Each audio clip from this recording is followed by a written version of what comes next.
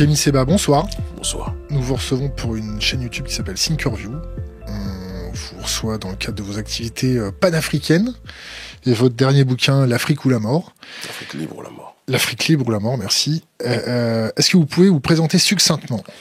Kémy Séba, président de l'ONG Urgence panafricaniste, chroniqueur géopolitique pour diverses grosses chaînes en Afrique francophone et écrivain, auteur de 4 ouvrages sur le panafricanisme et la conscience noire en général.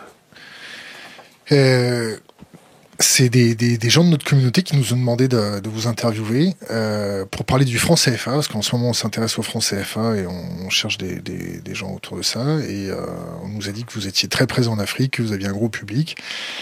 On vous connaissait pas trop, et puis on a lu votre fiche Wikipédia, et là on a commencé à prendre peur. Bien sûr que si vous lisez la fiche Wikipédia écrite par des gens qui s'arrogent le droit de donner leur vision erronée sur des personnes qu'ils ne connaissent pas, c'est sûr que vous aurez une vision erronée de mon combat. Donc, on va commencer par la fiche Wikipédia, on va essayer de commencer. Donc, Kémy Séba, né Stélio Gilles Robert Capo Chichi. Ouais, Stélio, c'est le prénom que mes parents m'ont donné, qui est la traduction de Séba d'ailleurs. Sauf que Stélio, c'est en italien, et comme vous le voyez à ma tête, je ne suis pas italien, donc j'ai pris un nom africain. Donc, c'est bientôt votre anniversaire. Le 9 décembre 80 à Strasbourg, est un activiste politique, essayiste franco-béninois, figure radicale noire. Figure du radicalisme noir et du panafricanisme contemporain. Il officie par ailleurs en tant que chroniqueur télévision en Afrique. Initialement membre francophone de la Nation of l'Islam, Kémy Séba se fait d'abord connaître en France en tant que fondateur et porte-parole de plusieurs organisations, notamment Tribuca, Génération Kémy Séba, toutes deux dissoutes par décret pour incitation à la haine raciale. Pourquoi ça? Quand on veut tuer son chien, on l'accuse d'avoir la rage ou d'avoir la haine. Sauf que je ne suis pas un chien, et à partir du moment où en France, quelle que soit votre couleur de peau, que vous soyez noir, blanc, arabe, juif ou autre, dès que vous dites des choses qui sortent un peu des sentiers battus, eh bien on vous accuse d'être quelqu'un qui appelle à la haine. Ça évite de répondre aux débats de fond, aux questions de fond, et de permettre aux gens de dialoguer entre eux. Voilà. Donc on m'appelle en France le haineux, et paradoxalement, en Afrique, je suis plus que jamais plébiscité pour mon combat politique. Donc je termine juste les 4 lignes qui restent. Se présentant comme anti-impérialiste et anti-sioniste, il est considéré par de nombreux journalistes et politologues français et étrangers comme un militant raciste, anti-blanc, racialiste et antisémite, ainsi qu'adepte de l'action violente dans les années 2000. Il est également considéré comme un suprémaciste noir. C'est intéressant.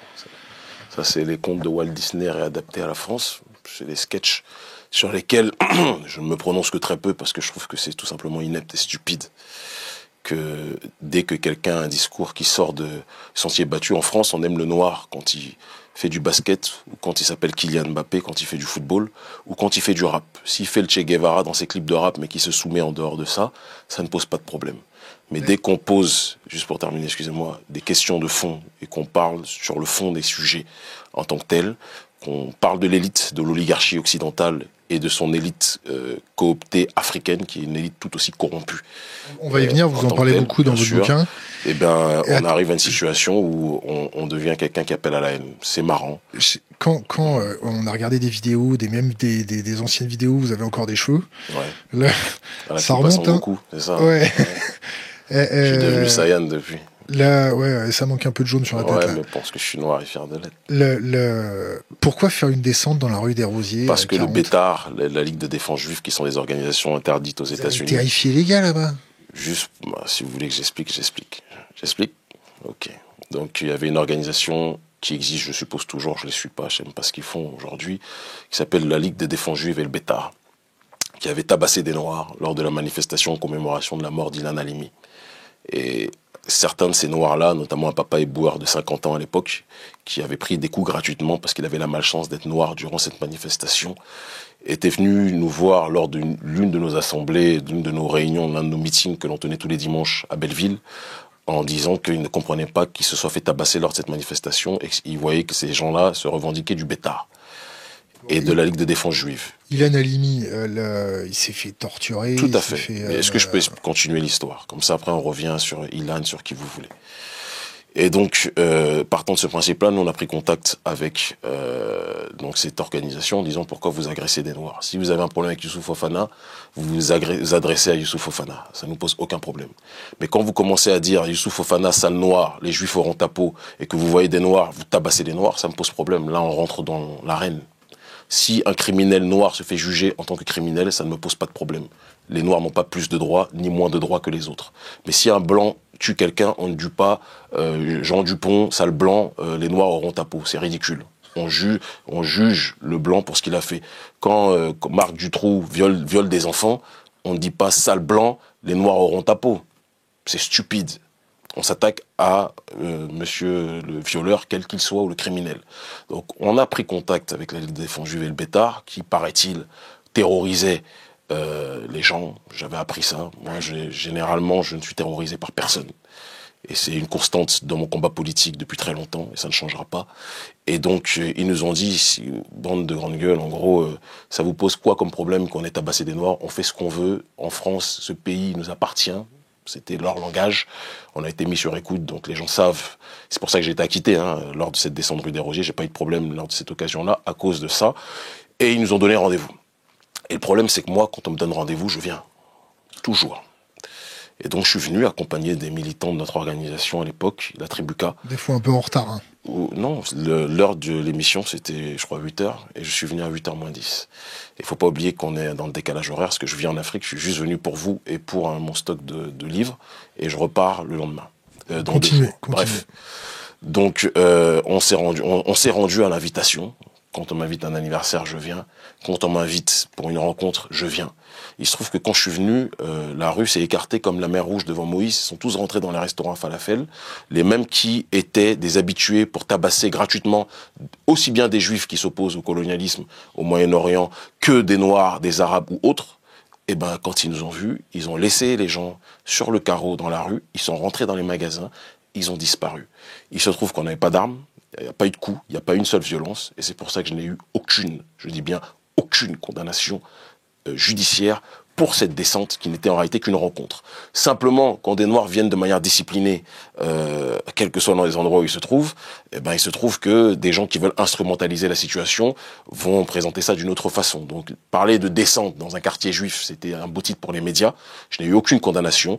La justice m'a, entre guillemets, j'allais dire blanchi, c'est le mauvais terme, vous le voyez bien, mais m'a acquitté de toute charge lors de cette descente, en constatant qu'en effet, il n'y avait pas eu de violence, il n'y avait rien eu. Mais en effet, ça avait fait du bruit. Sarkozy était en pleine campagne présidentielle, donc il s'est servi de cette affaire pour dire des méchants noirs, des nazis noirs. On fait une descente dans le quartier juif. Moi, un juif qui n'a rien fait ne me pose pas de problème. C'est un frère en humanité, comme un arabe, un blanc, un noir ou autre. Par contre, il y a des criminels dans toutes les communautés et il y a des gens qui sont des oppresseurs dans toutes les communautés et je ne vois pas pourquoi j'aurais le droit de dénoncer tout ce qui se passe dans toutes les communautés, y compris dans la mienne, mais que je n'aurais pas le droit de pointer du doigt ce qui ne va pas chez ces milices extrémistes. C'est ce que j'ai fait. Elles ont bégayé ce jour-là et parce qu'ils savaient très bien qu'ils n'avaient pas les armes qu'il fallait pour nous affronter, c'est rentré dans un débat politique et c'est par décision politique qu'on a été interdit. D'accord, au Conseil des ministres, c'était la première fois de l'histoire qu'une organisation afro-descendante était interdite sous la Ve République, soi-disant pour des propos d'incitation à la haine raciale, parce qu'on disait qu'on antisémitisme. Oui, mais bon, dès qu'on parle de certaines choses, si je dis que Moïse ou que je ne sais pas comment il s'appelle aura un nom cassé, on va dire que je suis antisémite. Il arrive un moment où en France le débat il est hystérisé. On n'a pas le droit en fait, à cause peut-être d'un sentiment de culpabilité de certains en France ou pas, on n'a pas le droit de dire qu'il y a des choses qui peuvent ne pas aller dans cette communauté. On a le droit de dire tout chez tous les autres.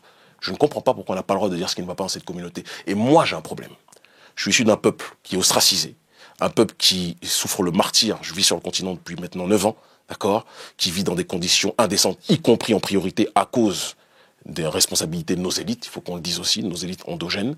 On en reparlera tout à l'heure.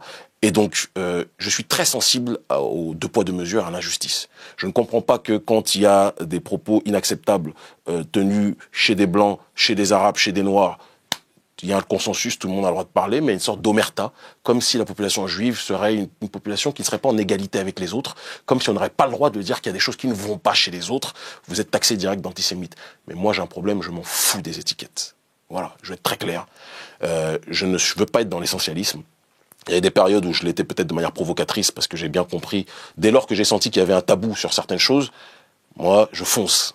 D'accord, donc je m'enfonce dans la chose.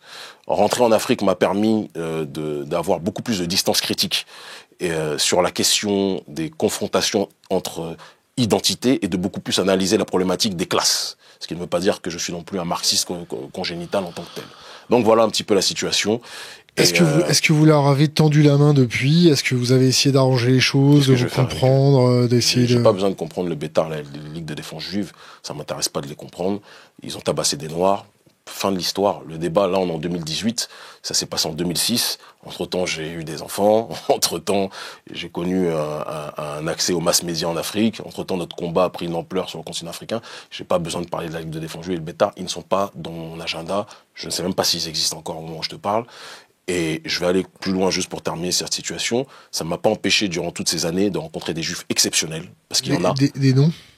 Non, je ne vais pas te donner leur nom, ils vont se faire tabasser par le Bétar et la LDJ, peut-être, j'en sais rien. Mais plus sérieusement, des citoyens lambda, normaux, d'accord, qui vivent comme des êtres humains sur cette terre et qui essayent de trouver le bonheur comme des tas d'autres êtres humains sur cette terre. Donc le problème, c'est pas les juifs contre les noirs, le problème, c'est qu'il y a des voyous dans toutes les communautés, et de la même façon que quand il y a des choses qui vont pas chez les nôtres, je suis le premier, moi-même, à tout faire pour essayer de faire avancer les choses dans la bonne direction. Bah, quand ça va pas chez d'autres, je ne vois pas pourquoi on devrait se mettre à sparadrap sous prétexte que c'est le peuple élu.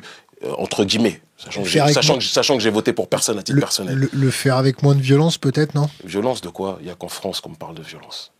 Faut qu'on se rappelle des choses. En Afrique, j'ai reçu, je sais pas combien de prix. J'ai reçu le prix MyPad que j'ai refusé, Most Influential People of African Descent. Vous voulez que j'aille à New York, j'ai refusé.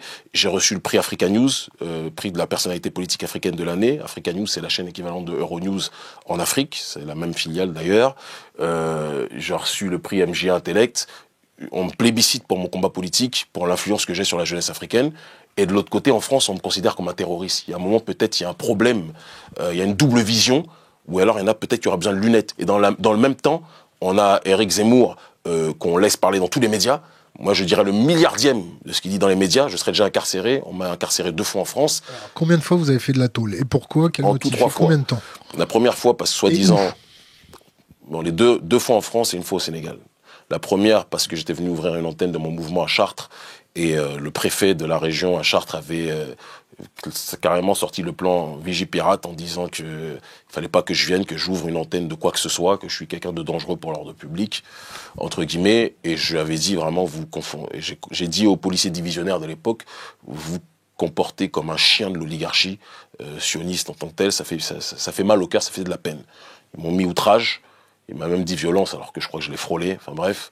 Et on m'a mis 2 mois en prison, en isolement. Et ceux qui ont fait de la prison en isolement savent que c'est comme si vous avez fait beaucoup plus longtemps en partageant avec les autres. C'était à Bois d'Arcy, je crois. La deuxième fois, j'ai rencontré un proche journaliste de Bernard-Henri Lévy qui avait fait un reportage diffamatoire sur moi. Et moi, je suis un homme de contact, j'aime le peuple et j'aime l'humanité. Et donc, quand quelqu'un ment sur moi, je vais à sa rencontre et je lui demande pourquoi tu racontes n'importe quoi sur moi. Il a eu la mauvaise attitude de me souffler de la cigarette en plein visage et de me dire « j'ai pas envie de parler avec toi », alors que j'avais été très courtois avec lui. Il m'a bousculé alors que je n'avais rien fait. La réponse n'appartient qu'à Dieu. Il se trouve que j'ai eu un contrôle judiciaire pour bousculade. On était 3, ils étaient 2, je crois. Il y en a un qui a été innocenté parce qu'il n'avait pas donné de coup. En réalité, c'était 2 contre 2. Et on m'a condamné à du sursis. En réalité, c'était un prétexte pour essayer de m'immobiliser, parce que ça faisait un bout de temps que le procureur qui était en charge de l'affaire... Non, mais j'y arrive. Si je donne mon explication, tu comprendras peut-être un peu mieux, ou vous comprendrez peut-être un peu mieux. Le procureur en question, qui s'appelait M. Zoukowitz, ça faisait 1 an qu'il essayait de me faire incarcérer dans tous les procès que j'avais. Ça ne marchait pas, et donc il s'est saisi de cette occasion. Et malgré ça, il avait demandé 1 an ferme. C'était délirant pour quelques coups. Mais la juge a tenu compte du fait que j'avais été bousculé en premier et que je n'avais fait que répliquer. Et donc, elle m'a mis du sursis. Et j'étais semi-assigné à résidence. Je devais pointer régulièrement, 1 fois par semaine ou 2 fois par semaine, je ne sais plus, dans la ville où j'étais. J'étais interdit de partir de France. Et il se trouve que moi, je n'aime pas trop qu'on me... Donc ça arrive en 2009. Et je n'aime pas trop qu'on me régule. Depuis tout petit, j'ai toujours été quelqu'un un petit peu qui était borderline par rapport à la loi. Je n'aime pas qu'on m'impose des choses, j'aime la liberté. Et donc, en 2011, j'ai eu une offre pour être le porte-parole d'une société qui prônait le retour des afro-descendants sur le continent, qui créait des pépinières de renracinement au Sénégal. Et donc, j'ai pas demandé l'autorisation à la juge en disant Micheline, est-ce que je peux aller au Sénégal? Je suis parti. Et ce qui est intéressant, juste pour terminer dessus, et après, bon, l'histoire du Sénégal, ceux qui doivent la connaissent, ça s'est très bien passé jusqu'à il y a quelques temps. Et paradoxalement, je faisais des allers-retours réguliers entre l'Afrique et la France, parce que contrairement à ce que mes adversaires politiques ont dit, je suis pas parti de France, parce que j'avais des ennuis juridiques, sinon je serais jamais revenu. Je revenais régulièrement, voir la famille, voir les amis, etc., faire des meetings de temps en temps. On me dérangeait pas, parce que les dirigeants français s'étaient dit peut-être que il est rentré en Afrique, c'est bon, il va cesser de nous casser les pieds avec son combat politique pour la souveraineté des populations africaines. Il est dans un truc qui a l'air beaucoup plus de réenracinement culturel. Et en fait, quand j'ai commencé à travailler à la télévision en 2013 et que l'audience a explosé sur le continent africain. C'est quoi exploser? Bah écoute, c'est que le rapport des Africains à la télévision est très différent des Européens à la télévision qui, eux, les Occidentaux ont beaucoup plus accès à Internet. En Afrique, le rapport à Internet n'est pas encore aussi développé. Tout le monde n'a pas Internet au pays, mais tout le monde a la télévision. Et donc, je passais dans les émissions qui sont diffusées dans toute l'Afrique de l'Ouest. Une des émissions phares qui s'appelait Le Grand Rendez-vous, qui est l'équivalent un petit peu de On n'est pas couché de Ruquier, en moins stupide, je pense, et qui est plus adapté aux réalités africaines locales, où on interviewait des ministres, des artistes, des personnalités du continent africain. Et donc, je crois que Le Grand Rendez-vous a été l'une des plus grosses, ça a été nommé la meilleure émission, l'une des meilleures émissions politiques d'Afrique de l'Ouest 2 ans de suite ou 3 ans de suite. Et moi, j'avais le rôle de Zemmour. En moins, je ne vais pas rentrer dans trop de détails. Si, on a le temps. Bon, en tout cas, c'est pas l'orientation politique de Zemmour, c'est sûr, sur bon nombre de points. Mais donc, problème avec Zemmour? Non, je vais venir sur Zemmour. J'ai pas dit que j'ai un problème avec lui. Simplement, je trouve que il a le droit de dire des choses, toujours face à des personnes faibles. Face à Absatoussi, c'est très facile de dire ce qu'il a dit. Moi, Zemmour, je le vois en face, et on discutera d'un certain nombre de choses. Je n'ai pas de problème quand il dit que quand tu es français, tu veux prendre un nom français. Il n'y a aucun souci. Mais Zemmour, toujours jouer le plus royaliste que le roi, en oubliant que lui-même n'est pas français, d'accord? C'est un juif algérien, à la base, d'origine. On s'en fout qu'il soit juif. Mais c'est pas la question qu'il soit juif, il peut même être norvégien si tu veux, si ça te rend plus à l'aise, ça te stresse moins. Je vais dire qu'il est norvégien. Si il n'est pas norvégien, mais il y a des Norvégiens juifs. Donc j'y arrive. C'est que quelqu'un qui vient d'arriver, ou qui est arrivé il n'y a pas si longtemps, son père était dans un autre pays, et qui veut commencer à monter d'autres communautés, parce que ça arrange ses intérêts, en réalité, son logiciel idéologique, ça me pose problème. Parce que l'axe d'Éric Zemmour, c'est de faire en sorte que les Noirs et les Arabes se fassent taper dessus, ou se tapent contre les Blancs, et que lui et sa communauté soient du côté des Blancs. Ça devient en gros l'axe judéo-chrétien contre l'axe négro-arabo-musulman. Ben, je trouve que c'est stupide, et que c'est ceux qui, généralement, sont des pièces rapportées, et qui jouent les rois plus que la royauté elle-même, finissent toujours par être les dindons de la farce. Et donc Éric Zemmour devrait être très prudent dans la manière dont il monte les uns contre les autres. Moi, ça ne me pose pas de problème qu'ils disent qu'il voudrait qu'Absatou s'appelle Julie ou Séverine, mais Zemmour, à mes yeux, n'est pas plus français qu'Absatou. C'est la seule chose que j'ai à dire. Il chante les louanges de la France, et ça fait rêver des Français qui, malheureusement, puisque dans leur télévision, il n'y a plus de Français qui parlent. Et il y a très peu de gens qui sont issus de la France, entre guillemets, de souche qui parlent. Donc quand il y en a un qui chante les valeurs dites patriotiques, même s'il n'est pas français, ils sont contents. Mais il arrivera un moment où je pense que la population française va se rendre compte elle-même que le Zemmour en question, c'est quelqu'un qui a un agent extérieur et qui ne roule pas pour les intérêts de la France. Je ferme ma parenthèse par rapport à lui. Et donc quand j'ai fini la télévision, quand je suis rentré à la télévision, partons, et que l'audience a commencé à augmenter, que j'ai rencontré d'Ahmadinejad, que j'ai rencontré des lieutenants d'Hugo Chavez au Venezuela, etc., que j'ai commencé à voyager un peu partout. Prendre un peu de thunes de l'Iran, non? Non, ça c'est ce que les abrutis disent. Tu sais, je suis surveillé par les services français depuis très longtemps déjà. Lesquels? Non, il y a les services... il y avait la section antiterroriste du commandant Loriot en 2000... à partir de 2008 jusqu'à 2012, où j'ai eu ce que j'appelle des interviews, c'est-à-dire que j'ai été convoqué parce que surveillé en tant que tel. J'ai jamais posé de bombe, mais pour eux, visiblement, les propos qu'on donne, ça pouvait poser problème par rapport à certains intérêts. Et à côté de ça, il y a les services français extérieurs. Je crois qu'avant on appelait ça des GSE, je pense plus qu'on appelle ça maintenant. Et je suis suffisamment surveillé pour te dire que si j'étais financé par l'Iran, ça se saurait. Mais moi, j'ai un défaut, c'est que dès qu'on jette un anathème sur moi, ça ne me dérange absolument pas d'être le diable dans le regard de mes adversaires. Donc je ne démens pas. Mais j'ai jamais touché 1 euro de l'Iran. J'ai été par contre reçu par Ahmadinejad à 2 reprises, pardon. C'est quelqu'un qui apprécie beaucoup mon travail. Si tu veux une confidence, j'ai été reçu aussi au Venezuela par celui qui est maintenant l'ambassadeur du Venezuela en Afrique de l'Ouest, Eddie Rosé Corcega, d'accord, qui apprécie beaucoup aussi mon travail. J'ai été en Russie. D'accord, j'ai été reçu par Alexandre Dugin, un des conseillers des autorités russes qui apprécie beaucoup. Comment vous êtes rentré en relation avec lui? On s'est rencontrés. On s'est rencontrés, j'ai pas besoin de te dire plus. On s'est rencontrés, la connexion s'est faite par des personnes qu'on a en commun et qui apprécient beaucoup mon travail. Et toutes les personnes qui en ont marre de la globalisation, de l'uniformisation du monde, qui en ont marre qu'on veuille imposer un schéma civilisationnel de société au reste du monde, elles finissent toujours par se retrouver. Et donc c'est pour ça que ça me fait rire l'histoire des anti-blancs, parce que je pense qu'il n'y a pas plus blanc que de ce côté-là du Caucase.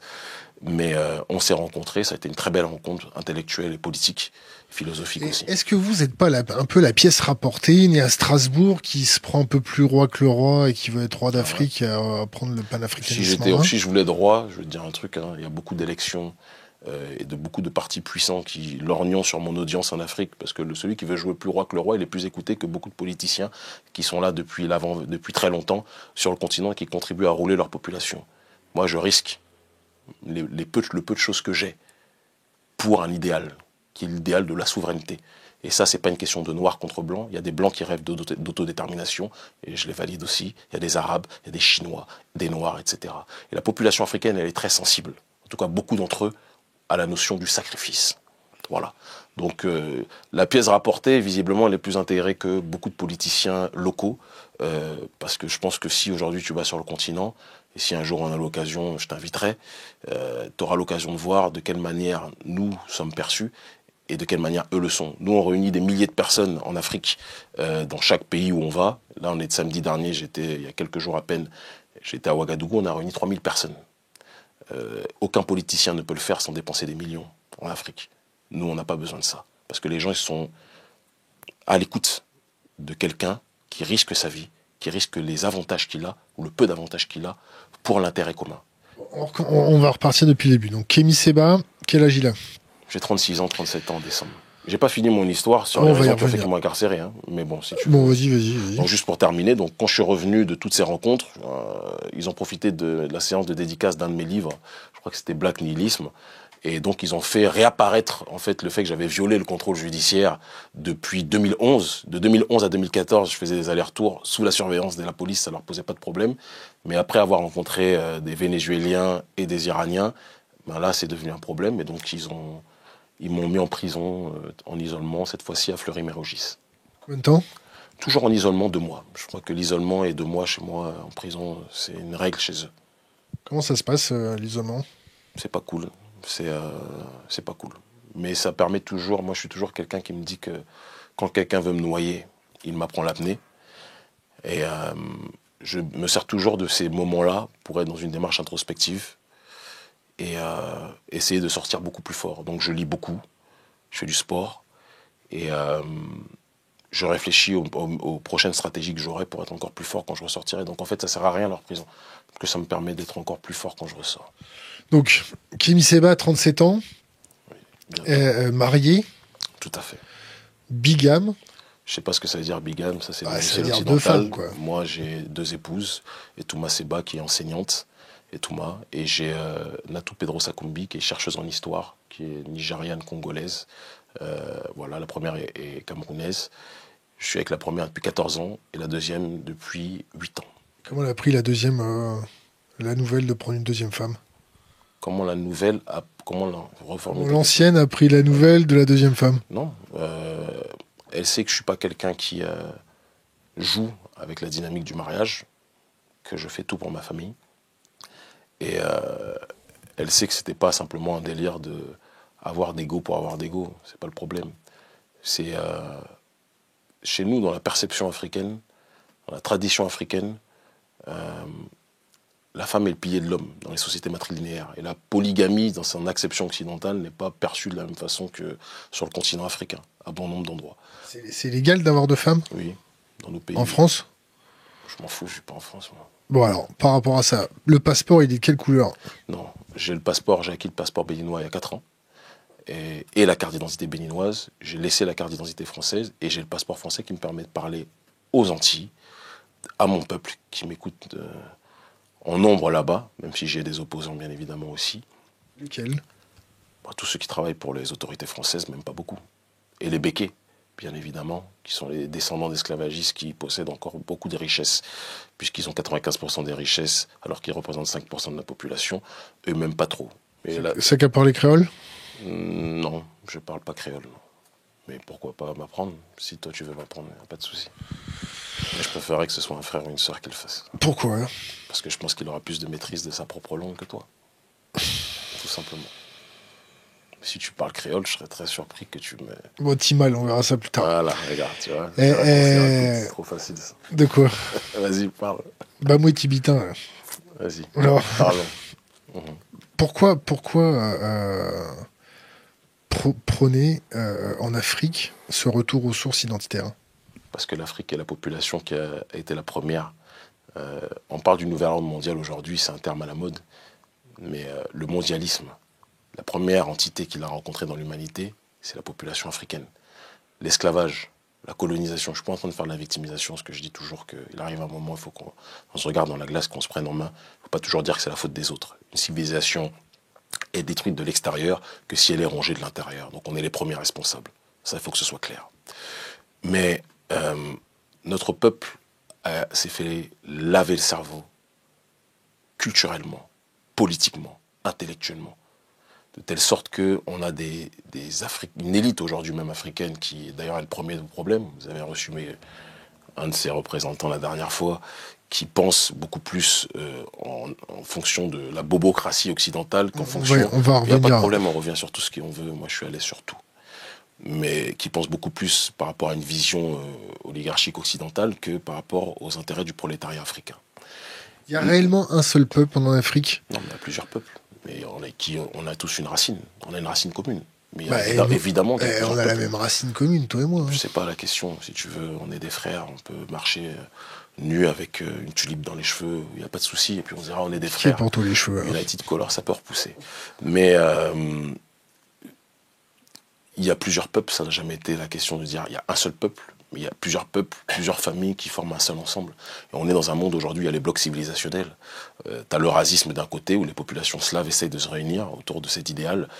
Tu as le bolivarisme en Amérique du Sud, où les populations d'Amérique latine essayent de se réunir autour d'un idéal. L'Union européenne est contestée parce que c'est l'union en réalité de l'oligarchie financière qui asphyxie les peuples européens qui souffrent réellement. Mais le panafricanisme, c'est une idéologie de libération qui veut transcender la problématique de la balkanisation du continent africain qui nous a été imposée en 1884 et 1885 à Berlin. Donc, vouloir tendre vers un seul peuple ou vers une unité de l'Est à l'Ouest, du Nord au Sud, c'est quelque chose qui est du domaine du vital pour nous, parce qu'on a été détruit de A à Z, et que aujourd'hui ce sont nos propres élites qui participent à propager cette logique de destruction. Et dans cette démarche-là, il y a une nécessité du retour aux sources qui doit être effectuée, qui ne peut jamais être complète, parce qu'on fait partie d'un ensemble.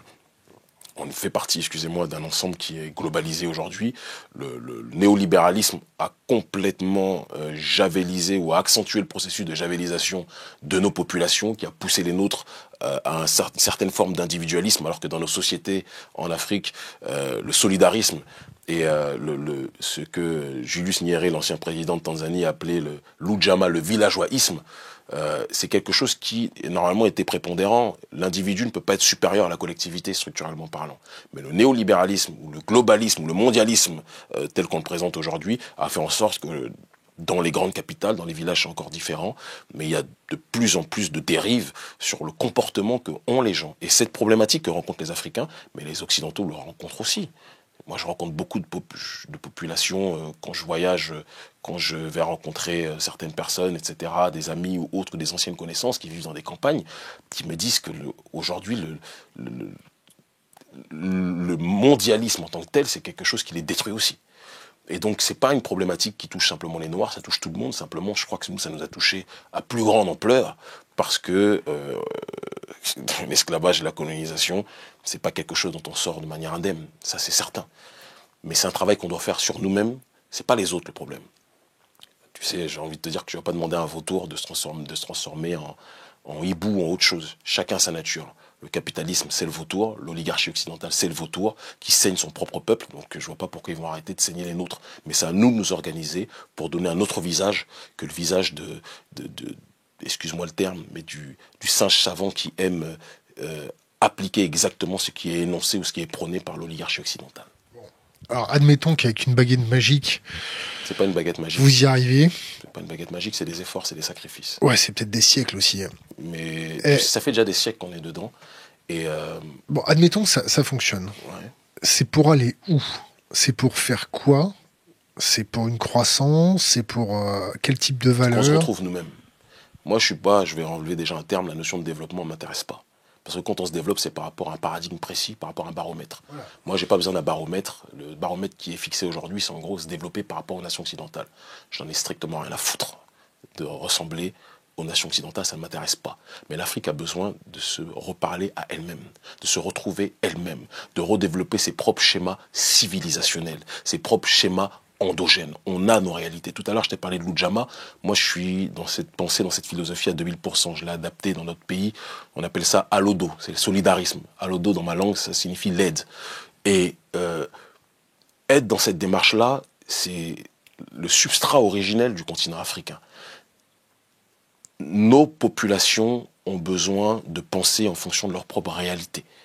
Ont besoin de penser en fonction de leurs propres espaces, en fonction de leurs propres environnements. Ils n'ont pas besoin des histoires de PIB, ils n'ont pas besoin des histoires de la Banque mondiale, ils n'ont pas besoin du FMI, ils n'ont pas besoin de toutes ces choses-là. Donc c'est un travail global qui doit se faire, non pas simplement au niveau de l'élite, avec laquelle j'ai un gros problème, mais au niveau de la base. Et donc nous, ce que l'on fait à notre petit niveau dans beaucoup de pays d'Afrique francophone avec notre ONG Urgence panafricaniste, c'est une démarche bicéphale. Une démarche de justice sociale, justement, avec le programme Alodo, qui est soutenu par beaucoup de footballeurs de haut niveau, Nicolas Anelka, Dembaba, etc., des frères, des amis, qui comprennent le combat politique que je mène et qui nous aident à créer des campagnes de microcrédit sans intérêt pour que des mères de famille, parce que chez nous en Afrique, les mamans, c'est le pilier de tout, d'accord, puissent créer des commerces, d'accord, des entreprises qui puissent leur permettre d'être indépendantes et de ne plus être en difficulté économique, sociale. Alors on ne vient pas qu'un coup de baguette magique. On a des programmes qui sont extrêmement structurés par des assistants sociaux qui sont dans notre organisation et qui suivent les mères de famille en question. De l'autre côté, le deuxième axe, je n'ai pas parlé de toutes les actions sociales, c'est l'action de la souveraineté. C'est-à-dire que il ne peut pas avoir de justice sociale sans souveraineté. Nous, c'est notre vision des choses. Chaque peuple a le droit de décider de sa propre destinée. Et il n'est pas acceptable qu'au XXIe siècle, notre économie soit dirigée, décidée, organisée, structurée par l'oligarchie française. Et quand je dis ça, quand je parle de l'oligarchie française, je ne parle pas de la population française de manière générale, d'accord, mais je parle de l'élite française qui se fait des couilles en or, excuse-moi la crudité, en nous dépouillant, en pillant nos ressources minières, en pillant nos ressources naturelles, et évidemment avec le système monétaire et économique que nous connaissons sous l'appellation de franc CFA. Donc, une fois qu'on a rassemblé tout le monde, qu'on s'est mis tous autour de la table, qu'on est dans des valeurs bienveillantes... C'est pas simplement ça, là, tu es en train de présenter ça de manière naïve. Triviale. Tu es en train de présenter ça de manière triviale, ça me fait penser à certains moments qui se lèvent à 5 heures du matin, qui sont sur des pays extrêmement riches, mais qui vivent avec moins de 100 euros par mois, d'accord, et qui, parce que le pillage de nos ressources est organisé avec les mafieux qui sont à la tête de nos pays, les mafieux africains, donc les Africains en priorité, et en concubinage incestueux avec l'oligarchie française, elle est obligée de se lever à 5 heures du matin pour vendre de l'arachide au bord de la route, d'accord, pour essayer de nourrir ses enfants. Donc c'est pas le trivial dont tu parles. Moi, je vois pas ça. Je parle en tant qu'économie continentale. C'est intégrer les marchés financiers, c'est créer un autre système, c'est avoir un système bis. De toute façon, c'est évidemment créer un autre système. Mais avant de revenir à ça, on parle de l'Afrique. Moi, je parle de l'Afrique de la zone franc, l'Afrique francophone et les Caraïbes francophones. Parce que c'est la réalité dans laquelle nous sommes. C'est une espèce particulière. Quand tu vas dans les pays d'Afrique anglophone, j'ai été assistant de la parlementaire Abike Dabiri au Nigeria pendant quelques mois. Le Nigeria, ça n'a strictement rien à voir avec les pays d'Afrique francophone. Le Ghana va bientôt être le plus peuplé, troisième pays le plus peuplé au monde bientôt. Là, tu vois, tu as les chiffres que je ne connais pas, et quand je ne connais pas, je ne parle pas. Mais ce que je sais juste, c'est que le colonialisme anglo-saxon a été très différent. Il y a l'Indirect Rule, excusez-moi pour le mauvais accent, la règle, en tout cas le rapport, il y a une plus grosse autonomie qui a été laissée durant le colonialisme aux populations africaines sous colonialisme anglophone que dans les pays sous colonialisme francophone, où l'humanisme, le pseudo-universalisme, qui est une ineptie intégrale en réalité, et qui est imposé, a fait en sorte que ça a complètement aliéné, donc rendu étranger à soi-même bon nombre des nôtres dans nos pays d'Afrique francophone. Et c'est ce qui explique que la partie la plus colonisée sur le continent africain, c'est pas la partie lusophone, aujourd'hui encore, c'est pas la partie anglophone, c'est la partie francophone. Et ça, c'est en priorité à cause de nous, autres Africains. Et donc, il y a un travail à faire sur ce terrain-là. Muammar al-Kadhafi, pour revenir, puisque tu parles de schéma économique intégré et tout ce qui s'ensuit, avait proposé la problématique du dinar or. Le but était de faire en sorte... argent. Le but était de faire en sorte que nos populations puissent, cette fois-ci, asseoir leur monnaie sur leurs ressources minières en tant que telles. Quand tu regardes nos ressources, le continent africain est l'une des terres les plus riches de la planète. D'accord ? Mais on est toujours dans une démarche de vouloir adosser nos monnaies à d'autres systèmes économiques qui ne sont pas en harmonie avec nos réalités. Et donc, le projet du dinar or dont parlait Kadhafi pouvait permettre, à partir du moment où il y avait un devoir, un travail de réappropriation de nos ressources qui était effectué, pouvait permettre à la population africaine de retrouver une véritable autodétermination. Et il voulait quoi ? Il voulait adosser les banques centrales à ces ressources-là, et donc il y a un travail de réappropriation des richesses qui soit organisé. Lui, c'était sur l'or, parce que l'or, c'est quelque chose qui est extrêmement présent, où était, je ne sais pas si ça a été pillé entre-temps par les élites françaises et associées, mais il voulait adosser ça à l'or, et il voulait que de manière générale, nos richesses puissent être le support sur lequel, justement, cette démarche monétaire s'installe. Moi, je me situe dans une problématique qui est la suivante. C'est un travail à la chaîne. Moi, je suis un acteur de la société civile qui est entendu. Ma responsabilité, c'était d'animer et d'agiter ce débat qui était rendu tabou depuis trop longtemps sur le continent africain. Et donc, on a organisé une croisade sur cette problématique de la souveraineté. Et dans un des tiroirs de la souveraineté monétaire est évidemment extrêmement importante. Et c'est pour cette raison qu'on a réussi, je pense, à imposer dans le débat de société sur le continent africain la question du franc CFA. Il y a du racisme en Afrique ? Alors, je vais te dire quelque chose qui va te paraître un peu borderline sans doute, mais c'est pas trop mon souci.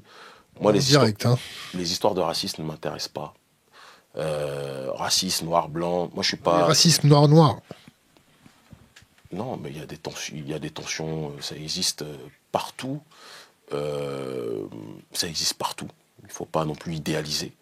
Mais on n'appellerait pas ça du racisme. Il y a certaines régions vont se penser meilleures que d'autres. Il n'y a pas de génocide entre communautés. Non, mais à part les génocides organisés comme au Rwanda, où on sait qui sont les responsables, le génocide, à la base, c'est plus l'impérialisme a commis ce génocide-là, vis-à-vis des nôtres. L'élite financière occidentale, je dis bien l'élite et pas le prolétariat occidental, c'est important, a commis ce génocide-là. Maintenant, est-ce qu'il y a eu des génocides entre Africains ? Il y a des génocides entre Africains, ou Tutsi, c'est quelque chose qui a existé. Il y en a certainement peut-être eu d'autres, mais ils sont microscopiques par rapport au génocide imposé par la finance internationale vis-à-vis des populations africaines. Et pour revenir sur le racisme, ça disparaîtra jamais, si ça existe, d'accord ? L'hostilité entre des gens de différents peuples, ou même entre des gens d'un même peuple, c'est pas le problème. Ouais, c'est pas Rokhaya Diallo ici. Donc moi, c'est pas ça qui m'intéresse. Par contre, l'oppression systémique d'une élite sur d'autres peuples, ça me pose problème. Et c'est sur ça que je me prononce. Bon, on a reçu Louis Kemayou, ici. La gloire. Ouais. Et vous avez fait une vidéo. Mon équipe, pas moi, j'ai pas le temps pour ça. Ça a été validé par vous ou pas ? Tu sais, chez nous, il y a la démocratie directe. C'est-à-dire que moi, je suis au village, souvent, dans le cadre de mon travail politique. C'est pas moi qui gère ma page fan ou ma page publique. Il y a 500 000 personnes quasiment, j'ai pas le temps pour ça. Et je me suis éloigné des réseaux sociaux depuis un bout de temps.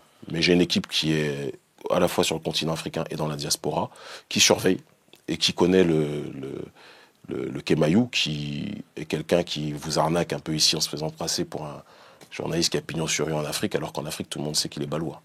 Donc voilà, la réalité des faits, elle est là. Et quand ils ont vu, on ne s'est jamais prononcé sur lui en 20 ans d'activisme politique, mais quand ils ont vu qu'il s'est permis de raconter n'importe quoi sur nous, alors que nous on risque notre vie pour notre souveraineté et que lui vient manger les subsides ici en France, parce que son travail il vit en France, il ne vit pas en Afrique, ben on s'est dit que, je parle au nom de l'équipe parce que je prends mes responsabilités, on s'est dit qu'on allait lui répondre, tout simplement. Alors vous avez répondu comment? Bah, ils ont répondu, ils ont repris ses propos et ils ont mis ça en parallèle avec une dialectique, juste je termine, une dialectique historique qui est celle du nègre d'intérieur qui se fait toujours plus roi. C'est la même chose, qui se fait toujours plus royaliste que le roi en stigmatisant les personnes africaines ou afrodescendantes qui veulent l'autodétermination. Et ce qui est assez marrant, c'est que tu avais, durant la période de Lumumba, des gens qui disaient que Lumumba était un terroriste, était un extrémiste et un fauteur de troubles. Et qu'il allait nuire aux relations entre le Congo belge et le royaume de Belgique. On a eu des gens, à l'époque de Malcolm X, qui disaient que Malcolm X était un suprémaciste noir, un fauteur de troubles, qui était en train de semer des divisions, des tensions entre noirs et blancs. Moi, je parle avec beaucoup de blancs qui comprennent profondément notre combat, plus que Magloire, qui est Mayou. D'accord? Et nous, il n'y a pas de tension entre les peuples qui se respectent. Mais par contre, moi, j'ai un problème avec les mangeurs de subsides qui mangent dans la main de l'oligarchie occidentale et de cette bien-pensance qui, en réalité, ne veut pas la souveraineté africaine. Sinon, il serait rentré au pays et il se serait retroussé les manches pour aider sa population. Mais il préfère être ici, là, à TV5 Monde ou je sais pas où, et raconter ses inepties. Mais il ne blague que vous, il ne blague pas nous. Bon, il a posté un commentaire sur la page Facebook qui a été gommé, d'après lui. Et lui, quand il y a apparemment, si je ne m'abuse, il y a eu des personnes, environ 15 de notre page Facebook qui nous ont écrit pour dire qu'ils avaient laissé des messages sur la page de Kemayou, il les avait bloqués. Et après, lui, quelques jours après, il vient écrire chez nous et il croit qu'on va laisser. Si c'est un homme Kemayou, moi je le vois en direct et je le mange tout cru. Voilà, parlons peu. Bon, alors son message, c'était « Jusqu'à présent, je ne connaissais pas la différence entre les nègres des champs et les nègres de maison. » Il la connaît très bien parce que c'en est un. Entre parenthèses, nègre des Champs-Élysées ou nègre de Maison Lafitte. C'est pour faire rire ses amis du 16e. Finalement, le nègre de maison, c'est celui qui ne voue pas un culte au gourou Kémi Séba. Le gourou Kémi Séba. Par ricochet, tous les autres sont des nègres des champs, évidemment. C'est vraiment la dialectique du nègre de maison qui a bien... Où avais-je la tête? Merci Kémi Séba pour cette leçon de sémantique de la publicité bienveillante. Magloire, je te réponds en te disant que le gourou qui est suivi par des centaines de milliers, pour ne pas dire des millions de personnes en Afrique, c'est qui? C'est moi ou c'est toi qui n'es suivi par personne, si ce n'est ta mère et ton cousin, et qui ne parle que chez les Occidentaux, mais en Afrique, on te jette des pierres parce qu'on sait que tu as un vendu. Je me demande c'est qui le gourou. Fin de la citation, ce qui concerne ce guignol.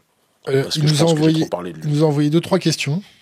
J'ai pas envie de répondre à ce clown. S'il veut me parler, il m'invite en débat dans sa chaîne à TV5 Monde et j'irai le grailler en direct. Bon, on va quand même poser les questions. Avez-vous des rapports avec des mouvements comme l'Ex-Front National ou le Ku Klux Klan, qui sont loin d'avoir la sympathie pour les Noirs? Si oui, quelle est la nature de ces rapports? La deuxième question, quand vous exigez la sortie du pays de la zone franc, CFA, et le boycott des produits français, poussez-vous votre logique jusqu'à brûler votre passeport français et à demander à vos camarades de lutte de faire pareil? Je peux répondre? Bah ouais. Bon, ce qui est intéressant, je pense que les personnes dotées de raison verront un petit peu le logiciel idéologique de ce clown.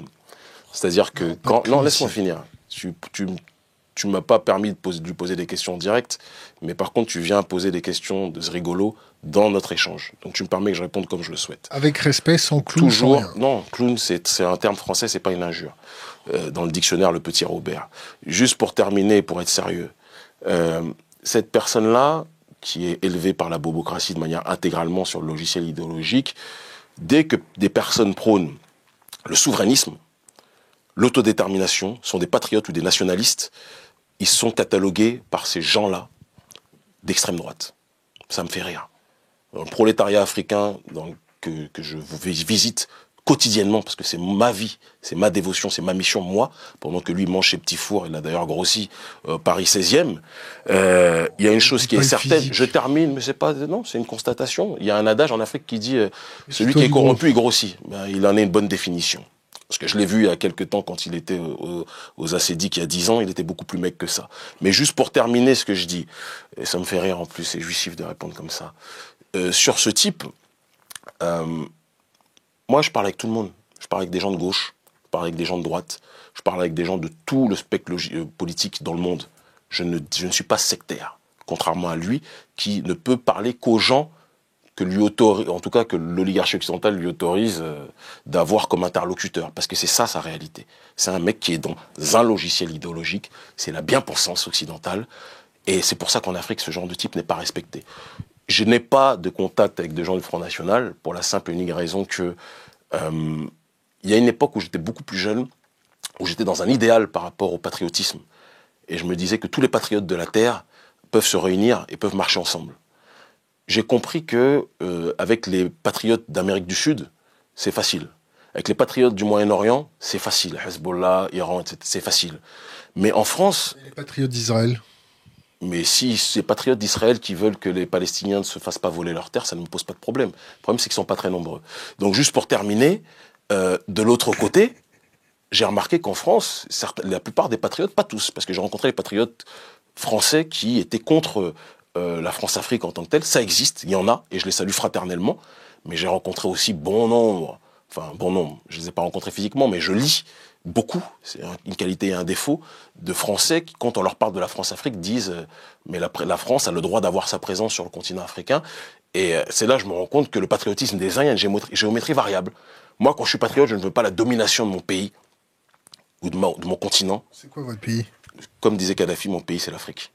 D'accord? Comme disait Marcus Garvey ou Kwame Nkrumah, mon pays, c'est l'Afrique. Et nos États, qui sont des États fabriqués par l'entité coloniale, ne sont que des départements. Et donc, pour cette démarche-là, je réponds simplement que j'ai rencontré ou j'ai constaté qu'il y avait certains patriotes français qui, eux, ne voulaient pas la fin de l'hégémonie française sur le continent africain. Et c'est là où je dis qu'il y a une limite dans le dialogue ou dans l'accord. Ça ne veut pas dire que je ferme la porte si un Français aujourd'hui émerge en tant que patriote et dit qu'il veut l'autodétermination pour chaque peuple. Pour l'instant, j'en ai rencontré très peu, à part des anonymes sur Internet, ça existe donc. Et je parle avec des gens, je peux parler avec des gens d'extrême gauche, très nombreux, depuis que je suis en Afrique, qui nous soutiennent dans notre combat politique. Moins les structures auxquelles ils appartiennent, mais à titre individuel, beaucoup. Et donc moi, je ne suis pas sectaire, contrairement à lui. Deuxième question, passeport français, je vais être très clair. Moi, je ne nie pas ma réalité, mon identité. Contrairement à Kemayou, qui est né au Bled et qui a demandé les papiers français, moi, je suis né en France. D'accord? Vous avez demandé les papiers au Bénin. Voilà. Donc moi, je demande les papiers au Bénin pendant que lui demande les papiers français. Par contre, les papiers français, moi, je suis fiché S, je suis interdit de rentrer dans plusieurs pays.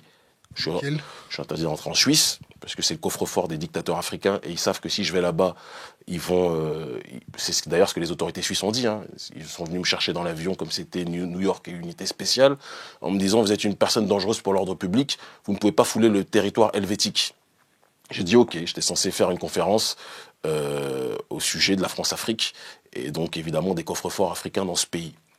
Je suis interdit de rentrer, que je dise pas de bêtises, au Sénégal, où il y a un des plus gros valets du néocolonialisme français, sans doute un copain de Magloire Kemayou, qui s'appelle Macky Sall, qui est le président de la République sénégalaise, qui dit que mon influence est dangereuse pour l'ordre public et que je suis en train de tourner la jeunesse vers l'anarchie anti-française. Ce qu'il appelle anti-française, c'est l'oligarchie française.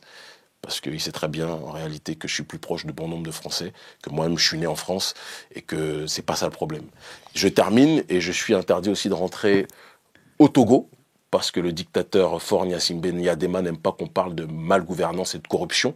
Or, le problème de l'Afrique, c'est pas simplement le néocolonialisme français, c'est aussi la corruption de nos élites qui, lorsqu'il y a un budget de 100%, vont prendre 99% et vont laisser 1% pour le peuple. Et encore pour le peuple, je nuance. Et enfin, je suis interdit de rentrer en Guinée, parce que de la même façon, j'avais dit que j'étais venu pour organiser Guinée-Conakry, organiser un meeting de lutte contre la corruption et la malgouvernance avec les militants locaux. Et comme Alpha Condé se plaint et a peur de l'influence que j'ai en Afrique, eh ben, il s'est organisé pour que je sois interdit de rentrer. Donc voilà. Et donc, si maintenant, moi qui ai acquis la nationalité béninoise à la sueur de mon front, parce que ça n'a pas été facile, je brûle le passeport français, je ne pourrai plus aller voir une autre partie qui compte énormément sur moi dans le monde, qui est la partie des Antilles. Guadeloupe, on les embrasse. Guyane. Réunion.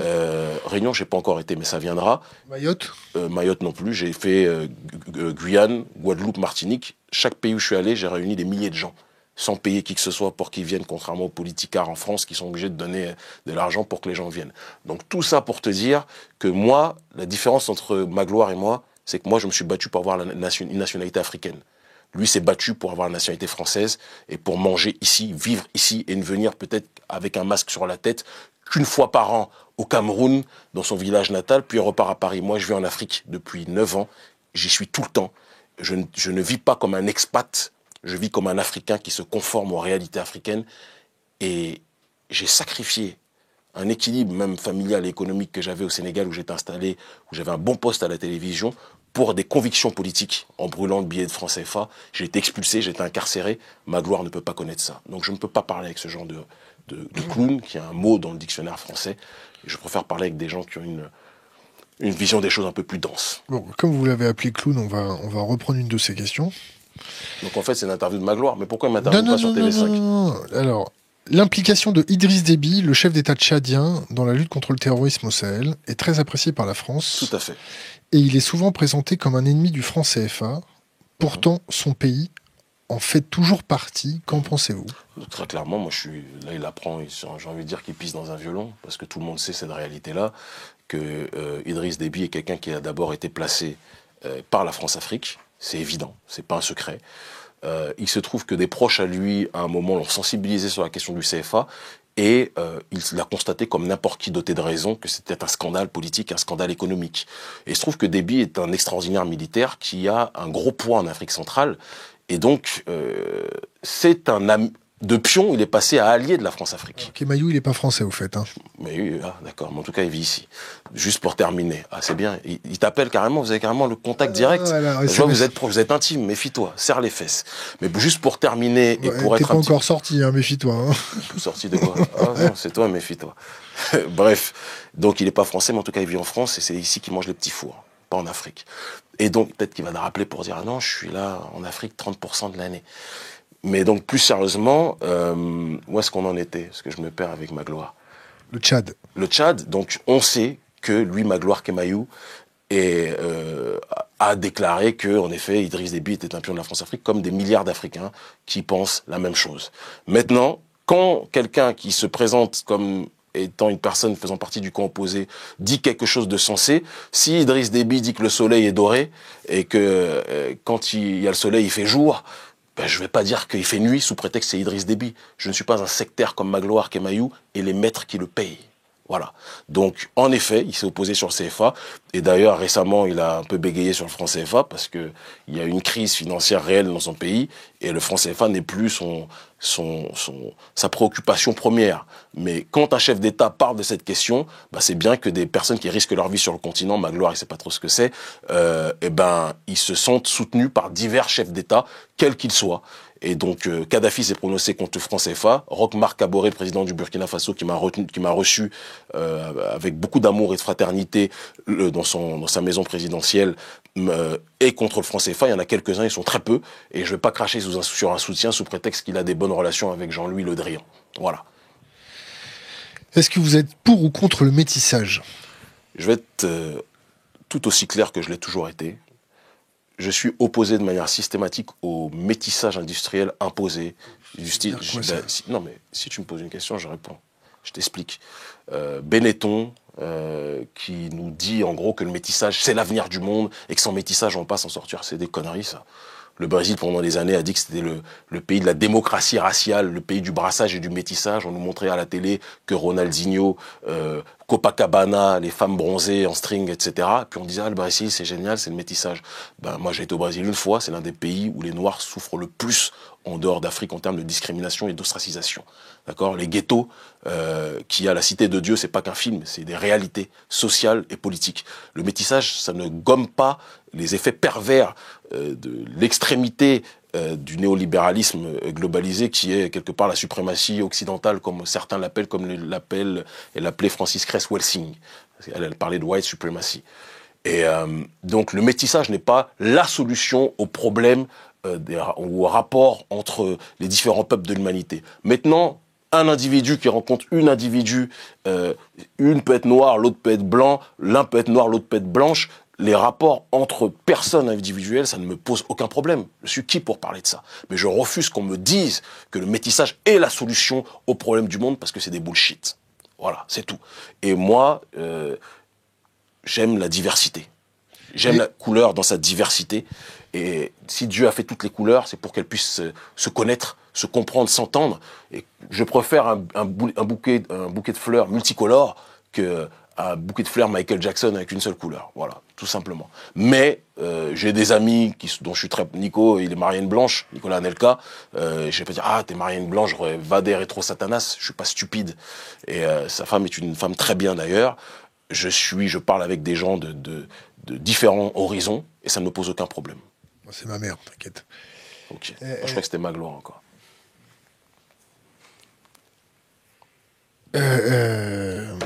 Bonjour maman. Pardon. Les enfants, tu vas les regarder comment? Ça va être des noirs ou ça va être des blancs? On est toujours sur la question du métissage. Ouais. Ça te passionne, ça. Non, c'est pas ça. C'est qu'on a des copains qui sont métis et... Non, mais moi, une bonne partie des membres de notre ONG sont métis. Ce que tu appelles métis, nous, on les appelle noirs clairs. Bob Marley, comme il disait, il était métis, mais c'était un noir. Et dans le regard de l'autre, il reste un noir. Et pourquoi tu dis pas blanc foncé? Non, parce que c'est pas comme ça que le monde les appelle, et c'est pas comme ça qu'ils sont. L'histoire de l'humanité, tu regardes les noirs aux États-Unis, entre guillemets, je pense à Mojo Hashim Zinga du NBPP, du New Black Panther Party, tu regardes sa tête, c'est un métis, ce que tu appelles métis en tant que tel, mais dès que tu as des ascendances africaines, ça ressort et tu es considéré comme noir, comme nègre dans le monde dans lequel nous vivons. C'est comme ça. Et c'est pour ça que la quasi-totalité, à part ceux qui sont complètement aliénés, mais la quasi-totalité de ce que toi tu appelles métis se considère comme des noirs clairs. Va demander à Booba, le rappeur, s'il se considère comme un blanc foncé. Un blanc foncé. Il va dire que c'est un noir. Bob Marley se considérait comme un noir, et c'est ce qu'ils sont, des noirs clairs, noirs foncés. Moi, je m'en fous. En fait, le métissage, ce que tu appelles le métissage, c'est parce que le système dans lequel on vit est tellement devenu barbare qu'on est obligé de commenter le rapport entre les différents peuples en tant que tels, et on veut les mettre dans des cases. Mais un homme noir qui va avoir un enfant avec une femme blanche ou une femme noire qui aura un enfant avec un homme blanc, elle peut scander qu'elle est métisse en France, mais l'enfant dans la rue sera vu comme un noir, clair ou foncé, peu importe. Voilà, c'est tout. Je passe un bonjour à Rachel, qui est ma grande sœur et l'une des cadres de notre mouvement depuis 20 ans, qui est une journaliste, d'accord. Dis bonjour aussi à ta mère, non? C'est important, non? J'ai dit bonjour juste avant. Bon, voilà. Peut-être qu'elle me regarde en direct, je suis pas sûr. Mais à Rachel, qui est une rasta d'ailleurs, métisse, franco-congolaise, et ça me fait rire quand on parle Kémy Séba anti-métissage, s'il savait le rôle idéologique qu'avait cette grande sœur dans le combat politique qui est le mien, et je pense qu'elle rirait, elle rirait beaucoup. Elle rirait en tout cas. La religion. La religion, c'est un domaine global qui me passionne beaucoup. Je suis quelqu'un de profondément spirituel. J'ai commencé, c'est mon identité, mon ADN politique. J'ai commencé via la Nation of Islam, qui est une organisation qui a fait connaître Mohamed Ali, qui a fait connaître Malcolm X, qui a fait connaître Farrakhan. La personne qui m'a influencé dans ce mouvement, qui a été ma source d'inspiration pendant des années, même si aujourd'hui, en vieillissant, je nuance certaines positions qu'il avait, mais que j'aime profondément, qui est mon grand frère, c'était le docteur Khalid Abdul Mohamed, qui était l'ancien porte-parole de la Nation of Islam, et qui a été expulsé, interdit pour des propos trop subversifs sur l'oligarchie juive aux États-Unis. Et après la Nation of Islam, je suis rentré dans une autre branche d'un même arbre. Il faut comprendre une chose quand on parle de la conscience noire, c'est que le panafricanisme, c'est un tronc d'arbre qui a plusieurs branches. Et toutes les branches, quelque part, se recoupent d'une façon ou d'une autre. C'est un arbre avec des branches serrées, on va dire. Et tu peux être sur une branche et retrouver rapidement une autre branche, tout en restant dans le même espace. Donc en quittant la Nation of Islam, je me suis passionné pour la philosophie de ce que l'on appelle l'afrocentricité, le kémitisme, certains appellent ça pour ceux qui ne maîtrisent pas trop, mais en réalité c'est l'afrocentricité, telle que promue par M. Karanga ou Modifi Keïta Santé, et surtout Cheikh Anta Diop. Ça a été la période Tribuka. Et puis, le retour en Afrique m'a permis de faire une synthèse de tout ça et de comprendre la racine réelle des choses. Et j'ai trouvé ça dans la tradition africaine. Dans mon pays, on parle du vaudou en tant que tel, qui est pour moi la tradition primordiale dans son acception ouest-africaine en tant que telle. Tribal. Tribal, je ne sais pas ce que ça veut dire tribal. En fait, on pense... Archaïque. Non, archaïque, ça c'est Lévi Brûle qui aurait dit ça. Mais en fait, j'ai trouvé un équilibre dans cette racine, dans nos villages, avec les tradis praticiens, Avant, c'était beaucoup plus du reconstructionnisme idéologique de personnes issues de la diaspora, comme les Molefiketa Asante et autres que je citais. Mais être au contact des gardiens de la tradition en Afrique m'a permis de comprendre que tout ce que j'avais étudié avant, en réalité, il y avait des parcelles de vérité dans tout ça. C'est pour ça que je te parlais de branches tout à l'heure. Et l'Afrique m'a permis de compléter le cercle. Donc aujourd'hui, je me considère comme traditionnaliste africain, passionné de métaphysique. Et celui qui se passionne de métaphysique, ben, il va trouver des choses qui sont intéressantes partout. Donc, que ce soit dans l'islam, que ce soit dans le christianisme, que ce soit dans le Kebra Negas des Rastafari, que ce soit dans des tas de choses, moi je vois une présence similaire sur bon nombre de points. Question d'Internet. Pourquoi l'islam est-il le plus légitime dans le mouvement panafricain plutôt que le rastafarisme? C'est pas vrai, le rastafarisme est plus légitime dans le mouvement panafricain que l'islam. Le rastafarisme a été un support doctrinal extrêmement puissant. Et je passe le bonjour à Père et Mère Jah, qui sont des monuments du panafricanisme francophone, qui sont mes deuxièmes parents. Ça a été un ciment du panafricanisme en tant que tel. Marcus Garvey, qui est l'un des géants, des pères fondateurs du panafricanisme, est considéré comme un prophète par le rastafarisme, pour que tu comprennes un petit peu les choses. Et l'islam, après, est une religion qui, dans son acception métaphysique et intellectuelle, s'opposait d'une façon ou d'une autre à l'idéologie dominante occidentale, au consumérisme, au matérialisme. Quand je dis ça, il ne faut pas regarder ce qui se passe en Arabie Saoudite ou au Qatar, sinon on va avoir une autre vision. Et donc, du coup, bon nombre d'afro-descendants se sont convertis à l'islam. D'autres, moi-même, je suis passé par là, par cette école, pour après aller vers la racine du continent africain, qui est la tradition africaine. En Afrique, bon nombre aussi sont passés par ce biais-là, certains par la colonisation ou par l'esclavagisme, parce qu'il faut aussi le dire. Et donc, non, l'islam n'est pas plus validé dans le panafricanisme que le rastafarisme. Maintenant, le panafricanisme, c'est l'unité des différentes formes aussi d'africanité. Donc moi, je suis pas un sectaire, et donc je pense qu'il faut de tout dans le panafricanisme, mais j'estime qu'il faut un retour réel à la racine, quelles que soient les écoles de pensée des gens. Les racines du type un islam rigoriste prêché par l'Arabie Saoudite. Ah non, t'as pas compris en fait ce que j'ai dit. Tu t'es peut-être mal exprimé. Que tu sois, bon, si tu veux, pour te rendre heureux, je veux dire, je me suis mal exprimé. Mais je dis que, quelles que soient les tendances spirituelles ou religieuses des gens, il est nécessaire, dans la dimension panafricaniste, de revenir à la racine. Parce qu'on est le peuple qui a été le plus sorti de lui-même, de sa propre ontologie. C'est une réalité. Et donc, qu'il soit chrétien, qu'il soit musulman ou autre, il est nécessaire d'étudier notre tradition. C'est important. Moi, j'ai décidé de rentrer complètement dans la tradition et de tirer les expériences que j'avais étudiées au sein de la Nation of Islam ou au sein de l'afrocentricité. Et ça me sert encore aujourd'hui dans mon logiciel doctrinal. Mais j'ai eu besoin, moi, de retourner à cette tradition-là, à cette racine, d'être avec les anciens au village. C'est pour ça que j'y suis très souvent. Le verset du trône, ça te parle? Le verset du trône, oui, ça me parle vaguement, mais là tu restes dans l'islam. Ouais, mais pas moi. Question d'Internet. Quelle doit être la relation entre religion et la souveraineté? Une relation apaisée et une relation où on comprend. C'est pour ça que j'aime beaucoup René Guénon, parce qu'il dit qu'il y a une tradition primordiale qui est le ciment de toutes les tendances religieuses et spirituelles du monde. Ben moi, je crois profondément à cette tradition primordiale. J'en parlais beaucoup d'ailleurs avec le philosophe russe Alexandre Douguin. À la différence que lui pense que le ciment de la tradition primordiale, c'est l'Eurasie. Moi, je pense que c'est l'Afrique, mais je respecte son point de vue comme il respecte le mien, et ça n'empêche pas notre fraternité. Et je pense que comprendre l'essence de la tradition primordiale d'un point de vue métaphysique, ça permettra, en tout cas en Afrique, d'éviter beaucoup de tensions religieuses, même si les tensions religieuses sont beaucoup moins présentes sur le continent, à part quand c'est exalté et instrumentalisé par l'armée française comme en Centrafrique, beaucoup moins présente sur le continent que, par exemple, en France. Alors, question d'Internet, fait-il partie d'une quelconque société privée, cercle d'influence? Moi, non. Je suis combattu par beaucoup de sociétés privées et cercles d'influence. La seule société que je connais, c'est celle du peuple, c'est la rue. Et c'est la seule qui me valide. Et je suis très combattu par toutes ces élites-là, parce que je les combats aussi et que je ne ménage pas mes coups. Comment ils financent? Ils auraient dû poser cette question à Magloire, parce que peut-être il avait des choses à te dire sur les sociétés privées. On va peut-être vous inviter tous les deux. Non, moi je le veux sur TV5, sur son terrain. Comment est financé votre ONG? Par des footballeurs, par des artistes. À hauteur de combien? Quel budget par an? Combien d'employés? Je vais te dire, je sais pas, on n'est pas au commissariat. Mais je vais te dire simplement que on reçoit beaucoup de soutien parce que notre combat politique touche beaucoup, beaucoup. Ils se rendent compte. Moi, j'ai commencé en 99, et à l'époque, j'étais complètement inaudible. Et il y a une période où c'est passé dans un total autre excès, où on est devenu extrêmement écouté sur le continent africain et dans la diaspora.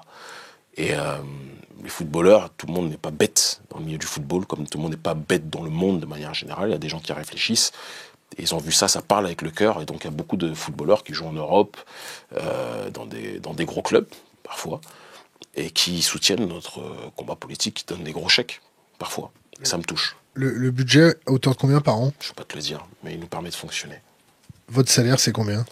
Mon salaire, je vais te dire très clairement les choses. Moi, je travaille à la télévision. Mon premier salaire, c'est celui de chroniqueur politique. Après... En euros? Je ne vais pas te le dire, mais je me débrouille.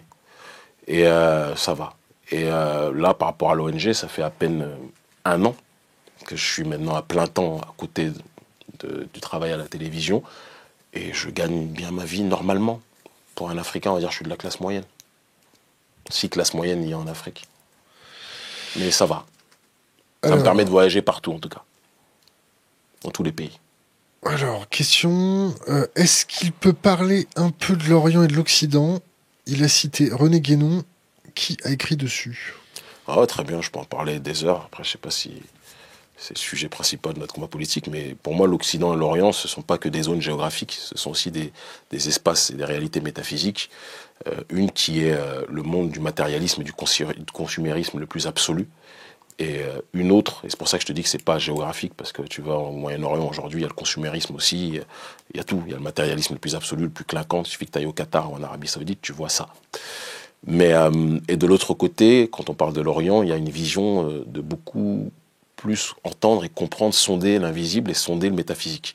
Et donc, je n'apprécie pas cette dichotomie ou cette démarche bicéphale parce qu'on oppose 2 mondes alors qu'en réalité le monde est plus complexe. Je ne les appellerai pas Orient ou Occident, mais je les appellerai plutôt société traditionnelle contre société moderne.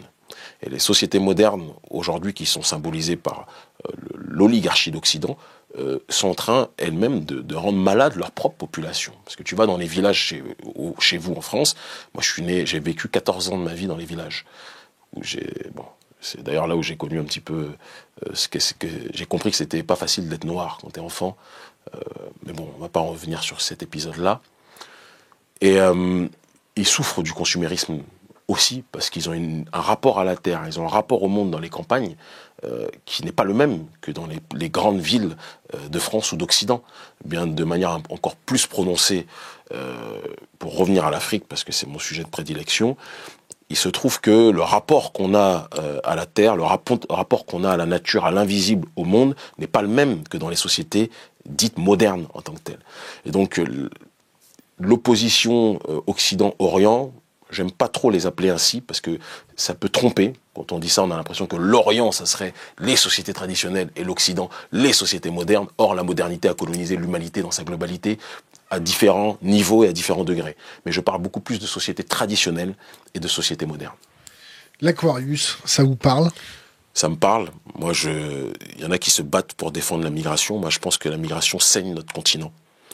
Et que notre peuple, c'est quelque chose que je dis tout le temps quand je suis au contact des miens dans les villages ou dans les grandes capitales en Afrique, francophone ou même dans la diaspora, je dis que mieux vaut risquer nos vies en luttant contre les bourreaux et nos dictateurs à la tête de nos États, mieux vaut risquer nos vies sur le continent, comme nous on essaye de le faire, que risquer sa vie pour traverser la Méditerranée et finir esclave dans le sud de l'Italie, travailler sous la volonté des multinationales occidentales, en dessous du seuil de pauvreté, quelque part, d'accord, par le processus du dumping social. Donc moi je fais partie des gens qui pensent que j'aimerais profondément, et je me bats pour ça, pour que les nôtres restent sur le continent. On a beaucoup de campagnes de sensibilisation sur ce terrain-là. Alors Magloire Kemayeux va dire « Ah, c'est vilain parce qu'il ne veut pas que les Africains émigrent, peut-être ». Mais dans la réalité des faits, on a déjà été saigné par l'esclavage, on a été saigné par la colonisation, parce qu'il y avait des traîtres aussi chez nous qui ont contribué à ça, disons-le clairement. Et bien pour moi, aujourd'hui, c'est de l'esclavage moderne. C'est-à-dire qu'il y a les multinationales occidentales qui se mettent d'accord avec les oligarchies chez nous, d'accord, et qui prennent de la même façon, sauf que cette fois-ci, ça donne une sensation de volontariat, mais le loupen prolétariat de chez nous, pour qu'il aille travailler en Occident. Ça crée quoi? Des tensions communautaires, parce que les nôtres, lorsqu'ils viennent avec un autre schéma civilisationnel chez vous, déjà, dans vos pays, il n'y a pas de boulot, pour les populations autochtones. D'autres viennent pensant qu'ils vont connaître l'Eldorado, ils connaissent l'enfer. Il y a des tensions qui peuvent être évitables et qui ne sont présentes que parce que l'oligarchie occidentale et l'oligarchie africaine sont en concubinage pour justement se faire le maximum de blé. L'Aquarius, tu sais, c'est un bateau c'est la réponse que je viens de te donner. Qui vient sauver des gens. C'est bien, c'est pas bien. Qui vient sauver? C'est qui dit sauver? Ils sont en train de boire la tasse quand même. Non, le sauvetage, il ne se situe pas là. Le sauvetage, il se situe sur le terrain de la justice sociale. La question, c'est pas parce qu'ils sont dans la mer, des babtous qui se donnent bonne conscience, qui viennent te dire « Allez, je viens de sauver Mamadou, t'es en train de te noyer, viens, je vais te donner le bonheur là-bas. » C'est un petit peu comme l'arche de Zoé qui venait kidnapper des enfants, qui disait « On vient sauver des enfants. » Moi, l'Aquarius, je vais te dire clairement les choses, j'en ai strictement rien à foutre. Ok? Comme ça te permet de comprendre ce que je pense. Le vrai problème, si l'Aquarius veut aider les Africains, qu'ils nous soutiennent dans notre démarche d'autodétermination vis-à-vis du néocolonialisme occidental, du néocolonialisme français et vis-à-vis des criminels que sont nos présidents à la tête de nos États. C'est ça que l'Aquarius devrait faire pour nous aider. Pas prendre ces gens et les ramener ailleurs que chez eux, alors qu'ils peuvent contribuer à nous permettre de nous enraciner et de lutter solidement comme nous on le fait sur le continent africain. Donc moi, désolé pour ce discours politiquement incorrect, mais là, l'Aquarius, j'en ai strictement rien à cirer. Et il charme la bien-pensance française ou occidentale, mais j'en ai rien à foutre, moi, de l'Aquarius, très clairement. Il veut simplement sauver des gens. Non, qui sauve déjà les leurs. Il y a beaucoup d'SDF en France. Je comprends pas pourquoi l'Aquarius n'essaie pas de sauver déjà les SDF français qui meurent en hiver sous moins 5 degrés. Ouais, ils sont pas en Méditerranée. Hein. Non, mais l'Aquarius, c'est des Français, non? C'est multinationalité. Ah d'accord, européenne. Mais il y a assez de gens qui meurent en France ou en Occident qui s'en occupent et que nous, on s'occupe des nôtres. Charité bien ordonnée commence par soi-même. On va passer à la suite. Toute la suite que tu veux. Tant que je suis ici, je peux... On était à la journée de la diplomatie et à un moment, il y a eu une esclandre dans le public à propos du Gabon. Qu'est-ce qui se passe au Gabon en ce moment? Au Gabon, qu'est-ce qui se passe? La question est très vaste. Parce qu'il y a beaucoup de au choses niveau des présidentielles? Non, au Gabon, il y a Ali Bongo qui est dans le coma. Alors le fils de quelqu'un qui a pillé le pays pendant très très longtemps déjà, et qui arrive, qui prend le pouvoir avec des élections truquées, et qui... C'est quoi vos sources? Nos sources, il faut se renseigner un minimum. Tout le monde sait qu'il y a eu des irrégularités. Moi, je suis journaliste politique, il y a eu des irrégularités lors des élections. L'Union africaine a constaté qu'il y avait des irrégularités, tout le monde l'a vu. Donc voilà. Ça ne veut pas dire que Jean Ping est meilleur. Hein. Jean Ping était quelqu'un qui a bu à la mamelle du bongoïsme pendant des années. Et qui, lorsque le père est mort, parce qu'il le considérait un peu comme son père aussi, Omar Bongo, il s'est dit que c'était pas à Ali Bongo de prendre le pouvoir, c'était à lui. Alors il paraît un peu plus légitime parce qu'il n'a pas le nom Bongo, mais pour moi c'est la même racaille, tous ces gens-là. Je le dis comme je pense, et je rêve, et je me bats, je travaille avec beaucoup de militants locaux, pour que de la société civile émerge un nouveau leadership d'hommes ou de femmes qui permettront aux populations locales de s'autodéterminer. C'est mon seul souhait. Kerry James, ça vous parle? Ça m'intéresse pas. C'est un fantasme chez vous en Afrique, c'est pas notre sujet. Non, je parle pas en Afrique. Ça m'intéresse, il m'intéresse pas. C'est tout? Il m'intéresse vraiment pas. Il fait du rap. J'ai vu qu'il était en mode Che Guevara dans ses clips de rap. Je suis arrivé il y a 2 jours. J'ai vu. J'étais en train de regarder. Je crois que c'était au Calme ou je sais plus quoi. Ou MTV la nuit là. Non, c'était à l'aéroport. Excuse-moi. Et j'ai vu qu'il passait un clip où il était habillé en Black Panther, etc. Moi, mon combat n'est pas un clip. C'est tout ce que j'ai à dire. Question d'Internet. Est-ce que les Blancs occidentaux doivent continuer à monter des projets de développement en Afrique? Confrontation big ONG, indépendant vrai humanitaire. Que les Blancs humanitaires essayent d'aider le prolétariat français et occidental qui souffre profondément, qui est dans des conditions extrêmement délétères. Et le meilleur service qu'ils puissent nous rendre, c'est qu'ils laissent les Africains se débrouiller eux-mêmes. Question d'Internet. Envisage-t-il une convergence des luttes entre le populisme européen et les mouvements panafricains? Moi, la convergence des luttes, je pense que c'est la banane du siècle. C'est un mot qui est à la mode en banlieue, puisque les communistes et les marxistes, ils ont un petit peu matrixé la rue en Occident. Et donc on dit non, avant de penser noir ou avant de penser arabe, pense à classe sociale, banlieue qui va s'allier avec les campagnes, etc. Moi, c'est pas mon logiciel. Mon logiciel, c'est que chaque peuple essaie de s'organiser pour son autodétermination. Et si on peut se lier et rentrer en solidarité face à un adversaire politique commun, on le fait. Et donc, si convergence de lutte il y a, c'est au niveau des peuples. C'est au niveau des résistances populaires, au niveau des résistances des peuples, pas au niveau micro, entre la CGT ou les Gilets jaunes qui vont s'allier à la banlieue, etc., et tout ce qui s'ensuit. Moi, je crois que c'est une banane. Et que malheureusement, dans nos banlieues en France, beaucoup de gens se sont trop longtemps laissés matrixer par une idéologie, comment je vais la présenter, j'ai envie de la présenter avec les bons termes. Une idéologie spéculative, mortifère et athée que constitue à mes yeux, que ce soit le communisme ou le socialisme. Alors certains qui ont 20 ans ou 30 ans de retard ou 40 ans de retard au sein de nos populations se revendiquent du communisme ou du marxisme parce que, en effet, durant la période des indépendances, le marxisme et le communisme des années 60, il y avait un logiciel de souverainisme, d'autodétermination, excuse-moi, réel. Mais il y a une réalité que l'on constate aujourd'hui, c'est que depuis l'effondrement du mur de Berlin, le communisme aujourd'hui est rentré complètement dans le logiciel du globalisme néolibéral de manière générale, même s'il est contre un néolibéralisme économique, il est pour un néolibéralisme sociétal. Et nos populations africaines n'ont pas à être confrontées, n'ont pas à s'adapter, que ce soit à ce libéralisme, à ce socialisme ou à ce communisme. Il faut qu'on se réinvente nous-mêmes. Et je reprends le logiciel de Julius Nyerere qui parlait d'une nécessité d'un socialisme endogène et pas avoir besoin, pour paraître intelligent, de se revendiquer de Karl Marx qui n'a jamais vécu nos réalités. Alors, autre question d'Internet. Est-ce que séparer l'Afrique et l'Europe, c'est sectariser? Y a-t-il une certaine échelle de sectorisation nécessaire? Non, mais de toute façon, géographiquement, on est séparés, mon frère. Donc, à moins qu'ils veulent faire... Sur la même terre, hein, quand même. Ouais, mais il y a la Méditerranée qui nous sépare. C'est toi qui as dit il y a quelques secondes qu'il y avait certains êtres humains qui se noyaient dedans. Donc c'est qu'il y a une séparation. Et géographique réelle. Et maintenant, ensuite, l'Afrique et l'Europe, c'est pas moi qui ai décidé d'appeler ces continents différemment. Hein. Donc la séparation, elle existait avant ma naissance en 1981.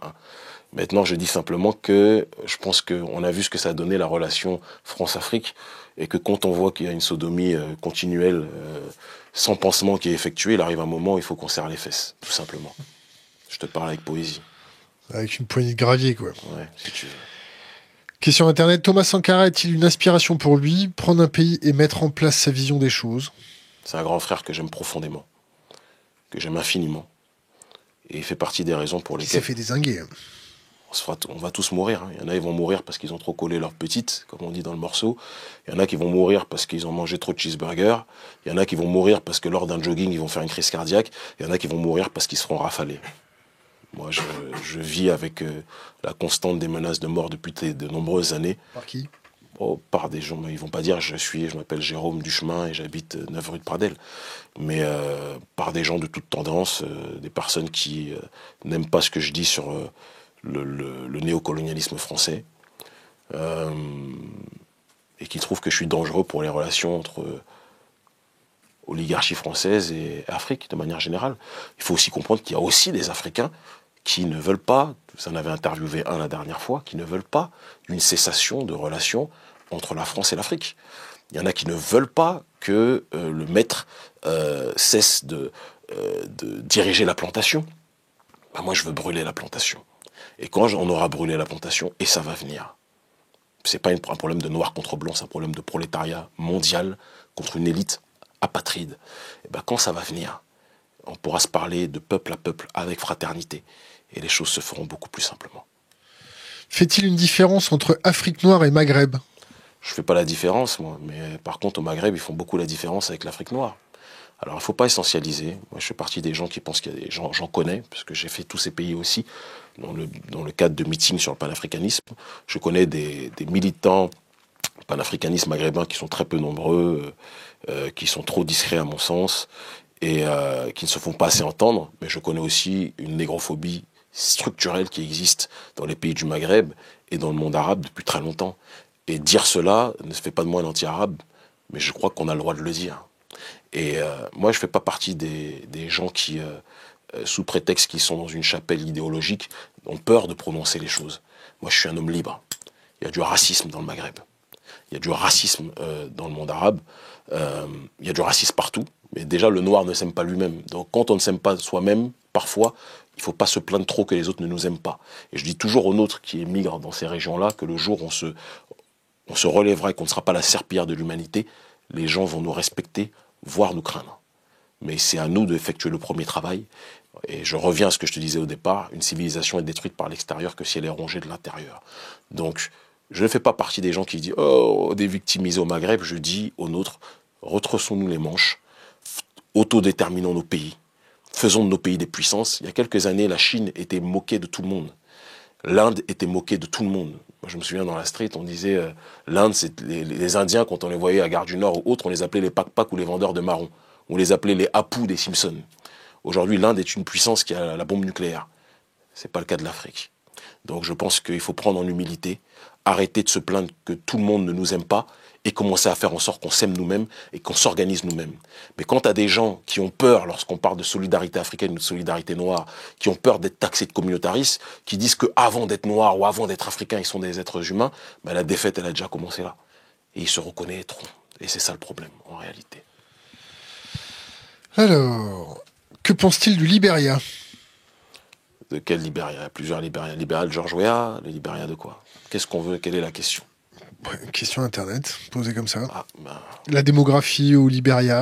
je ne suis pas démographe, faut appeler, comment il s'appelle l'autre? L'Afrique va être un des continents avec un taux de démographie le plus important. Tout à fait. Comment ça va se passer? On est passé de Libéria à la démographie de l'Afrique, t'es sûr de toi? Ouais, ça fait un petit peu... Parce que si tu veux que je revienne sur l'Afrique, parce que je comprends la question qui sous-tend sa question trop vague. Merci. Je salue ce camarade, quel qu'il soit. Il veut parler du fait que l'expérience peut-être du Libéria au départ était malheureuse, quand des esclaves afro-américains sont descendus au Libéria. Exactement. Oui, mais il faut parler aussi de la manière dont les rapports et les tensions ont été instrumentalisés par l'oligarchie britannique dans cette zone. Parce que je vais te donner un autre exemple. Moi, je suis issu du Bénin. Au Bénin, il y a des esclaves, entre guillemets, j'aime pas ce terme, mais des esclaves afro-brésiliens qui sont revenus au Bénin.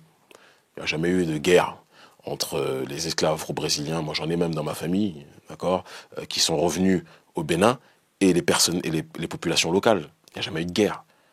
Il y a pu avoir des périodes où chacun se regardait en chien de faïence, etc.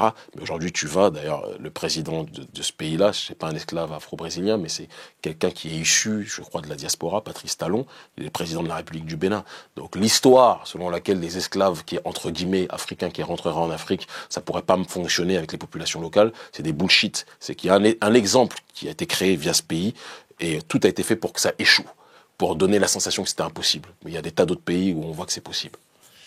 Je vais demander qu'on descende un peu les questions. Est-ce que tu peux... Voilà, Et tu salues tous les internautes. Ah ouais, on est actuellement en direct avec combien de personnes là? Je vois pas les gars. 3708. Quels sont les intellectuels hors de la mêlée dont tu te réclames? Hors de la mêlée. Ce qui signifie de manière plus claire. C'est quoi hors de la mêlée?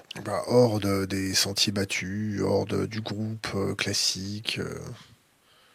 Déjà, il faudra définir le groupe. Je suis un relou, hein, je te précise. Et pas remarqué. C'est quoi, pas plus que toi, je pense, mais c'est quoi le groupe classique? Je comprends pas en fait ta question. Bon, les intellectuels qui te font vibrer, qui ont marqué ton chemin, ça doit ont marqué mon chemin. Bon, déjà, pas mainstream. Déjà, j'aime pas l'appellation intellectuelle. En tout cas, en Afrique, c'est trop souvent synonyme de traître, de vassal de l'extérieur. Donc, on a du mal avec cette appellation.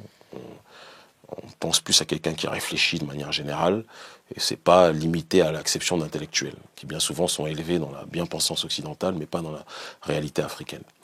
Moi, très clairement, il y a quelqu'un, je le dis, hein, qui a beaucoup marqué mon cher Anta Diop, évidemment, qui est un historien, un scientifique africain et un penseur africain aussi, qui a beaucoup marqué mon passage politique et mon parcours politique, clairement. Khalid Abdul Mohamed est ma source prioritaire d'inspiration. Même si en vieillissant je peux avoir des nuances sur un certain nombre de points. Nietzsche, qui comme tu l'as vu n'est pas trop de ma couleur de peau, est quelqu'un qui m'a profondément marqué. Ainsi parlait Zarathustra, c'est un livre qui m'a traumatisé. Et Nanté-Christ aussi, j'ai beaucoup apprécié. C'est quelqu'un qui m'a marqué dans son rapport à l'être humain, dans son rapport au dogme établi par la bien-pensance et la volonté de les transcender. Et ce sens, cette compréhension de la force, la nécessité de la force, c'est quelque chose qui me parle beaucoup depuis toujours. Et d'ailleurs, quand je dis ils ont voulu me noyer, ils m'ont appris l'apnée, je pense que c'est une variante de ce qui ne tue pas rend plus fort en réalité. Autre penseur qui Amadou Hampâté-Bâ m'a profondément marqué aussi. Après, moi, la plupart du temps, les penseurs, ce sont des leaders politiques. C'est eux qui m'ont marqué. Et là, la liste est très longue. Je pourrais te parler je peux te parler de Thomas Sankara, je peux te parler de Ruben Umunyobe, je peux te parler de Patrice Lumumba, qui m'ont profondément marqué, de Kwame Nkrumah, de Marcus Garvey, très clairement. Et voilà. En termes de penseurs, je pense que j'ai fait le tour. Après, il y a des personnalités politiques qui m'ont beaucoup touché, qui n'étaient pas forcément noirs, mais dans leur volonté de briser les codes.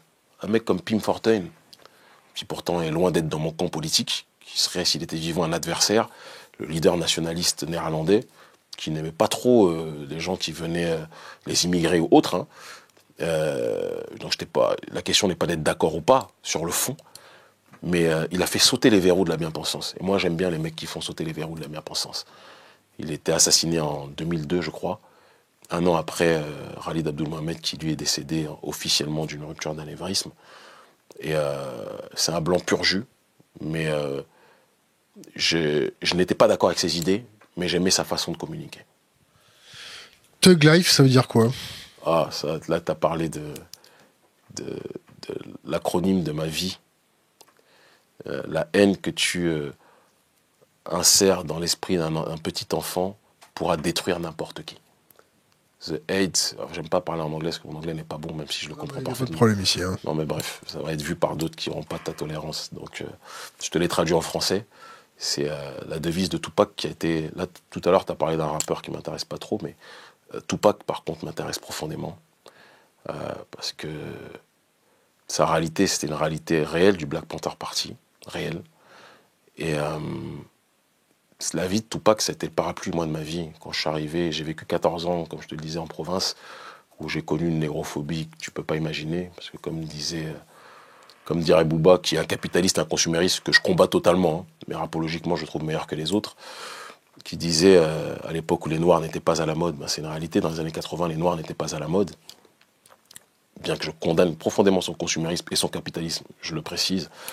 Et j'ai morflé durant ces 14 premières années, comme peu de Noirs en région parisienne ont morflé.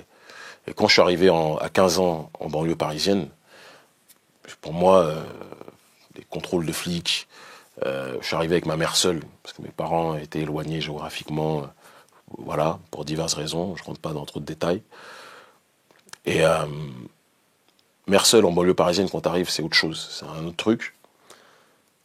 Et j'avais un autre rapport à la vie, donc les brutalités policières, je les ai vécues, je les ai connues, les contrôles de police quand t'es jeune noir en région parisienne, alors qu'à la base, moi, je suis issu d'une ascendance, mon père est médecin, qui a été ruiné très rapidement, donc il n'a jamais eu la vie d'un médecin normal, parce qu'il a ouvert un cabinet quand il était jeune, dans une campagne en France où être noir n'était pas à la mode. Il a eu une faillite complète, et il a mis je ne sais pas combien d'années pour revenir sur ses frais, alors qu'il avait tellement étudié.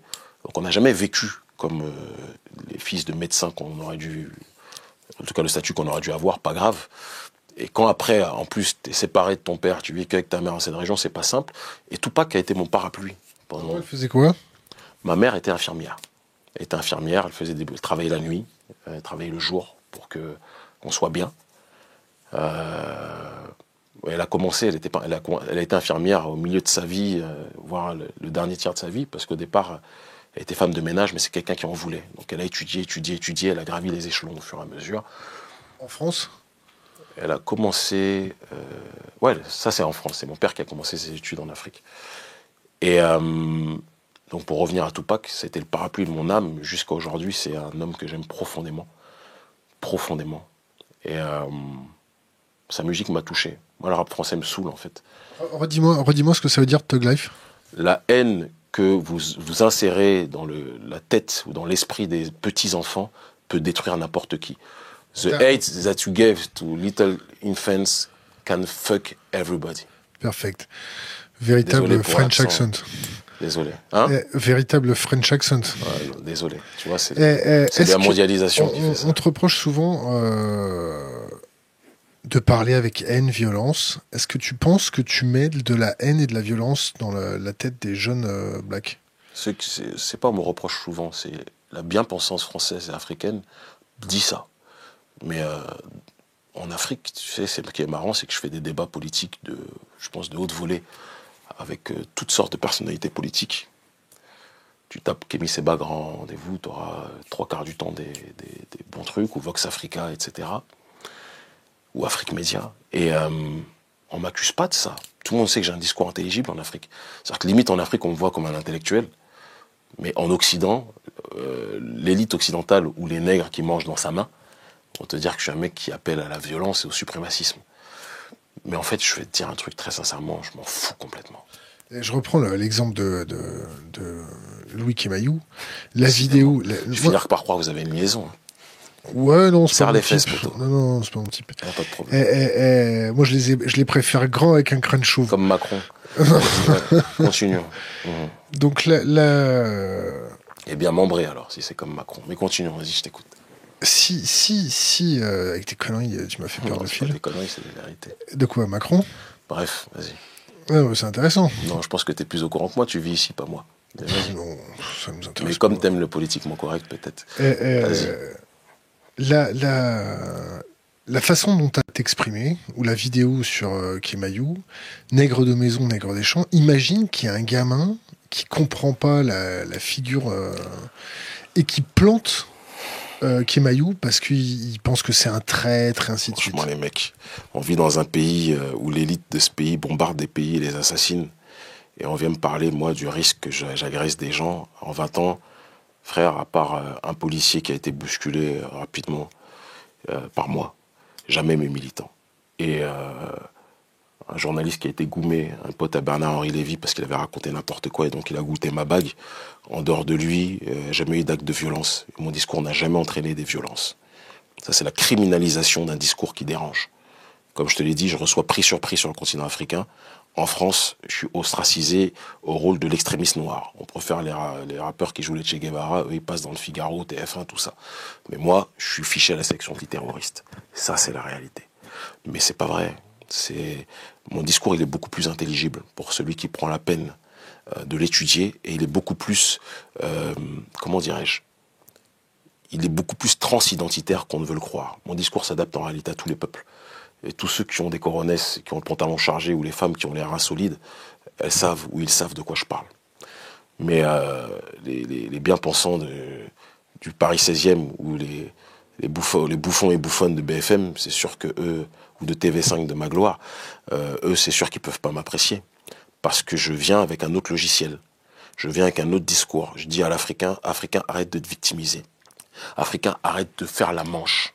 Je dis, Africain, arrête de penser que c'est l'aide au développement, entre guillemets, française qui va t'aider. Africain, cultive ta terre.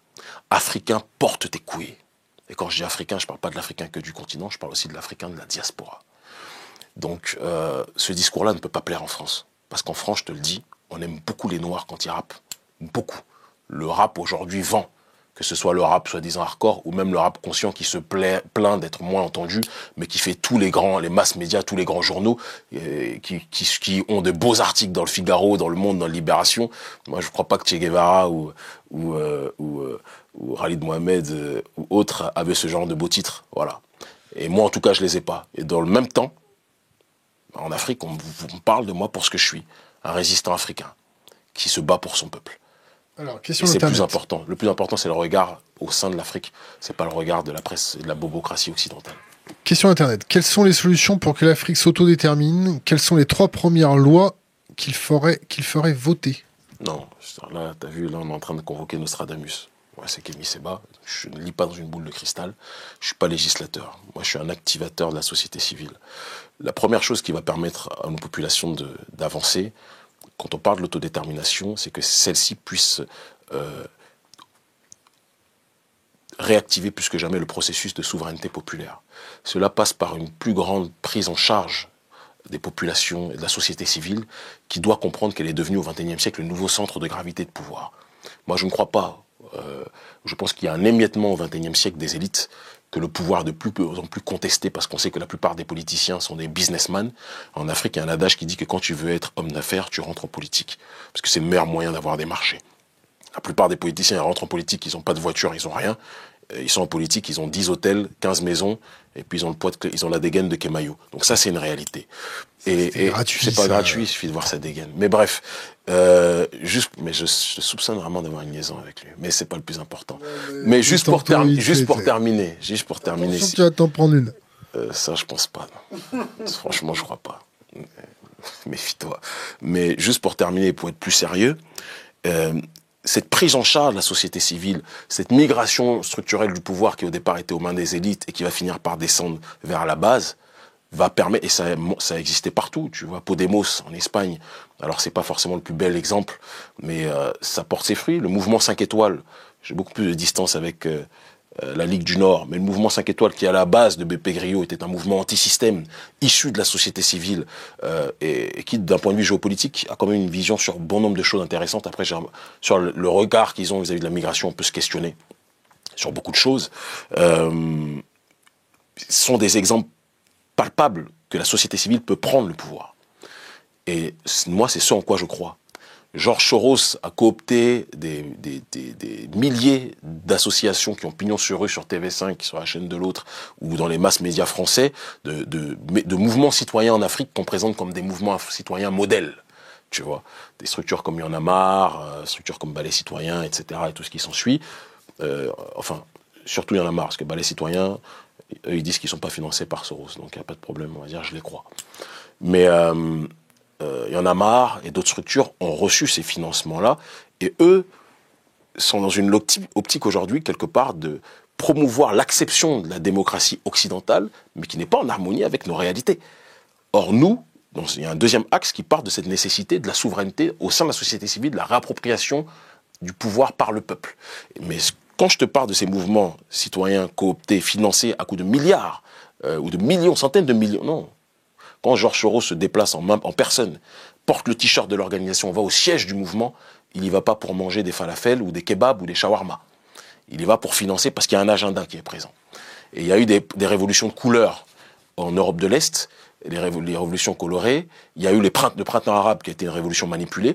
Et en Afrique noire, il y a une révolution cooptée qui ne dit pas son nom, qui est justement cette colonisation des sociétés civiles, sponsorisée par USAID aussi, l'Agence française de développement, ou RFI, qui d'ailleurs, c'est très intéressant ce passage, parce que RFI est une chaîne néocoloniale par essence, mais profondément, qui promeut l'agenda français sur le continent africain, et c'est sa spécificité, et qui a réussi à maquer la plupart des artistes africains.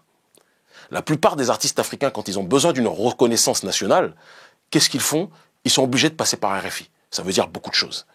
Eh bien, donc tout est fait pour quadriller cette société civile, parce que les élites occidentales savent que les sociétés civiles au XXIe siècle dans le monde, c'est le nouveau centre du pouvoir.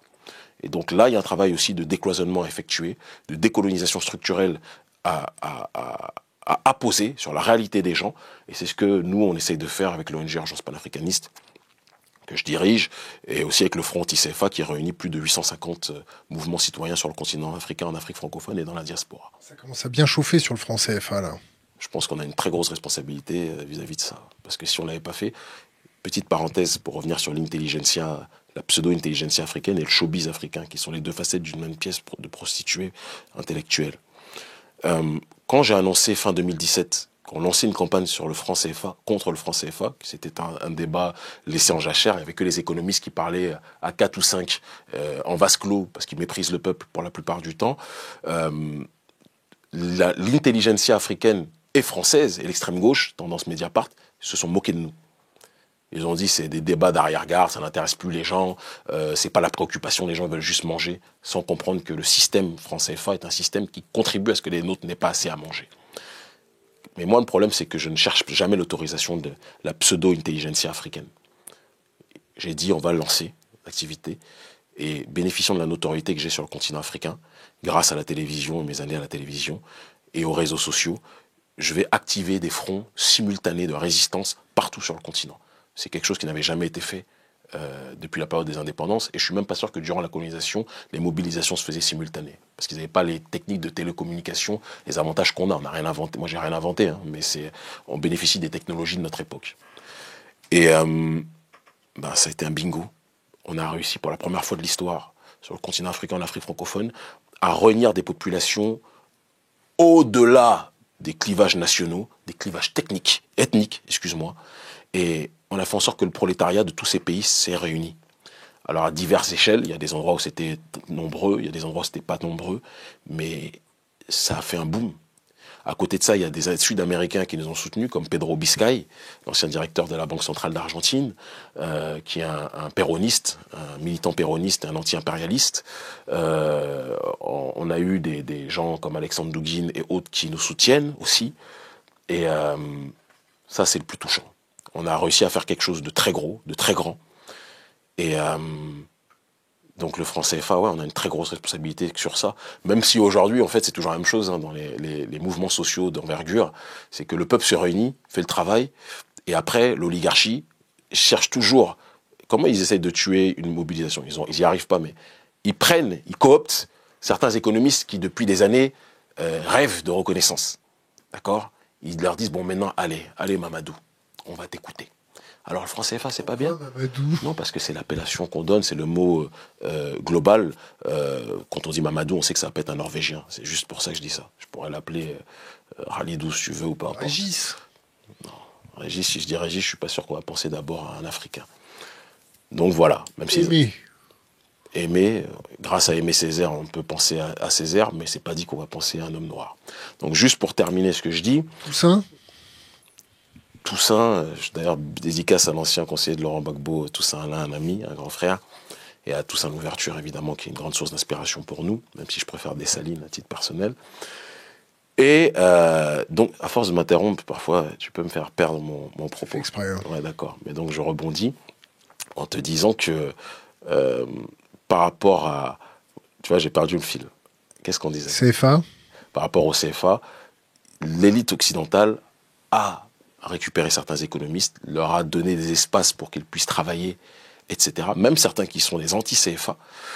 Et aujourd'hui, le débat franc-CFA est devenu un débat mainstream, alors qu'à la base, c'était quelque chose de profondément en rupture. Et le problème est que quand nous, on parle du CFA, quand j'ai mis ce débat sur la table avec notre ONG, on n'en a pas parlé parce que on est des fétichistes de la monnaie. On en a parlé parce que c'est un des tiroirs d'un problème beaucoup plus global qui est le manque de souveraineté. Il y a le manque de souveraineté militaire, le manque de souveraineté politique, le manque de souveraineté culturelle, le manque de souveraineté économique. Mais quand tu parles de culture, ça peut être moins palpable. Quand tu parles de franc CFA, c'est palpable. Et donc on a tiré ce premier tiroir-là, mais il y en a des tas d'autres.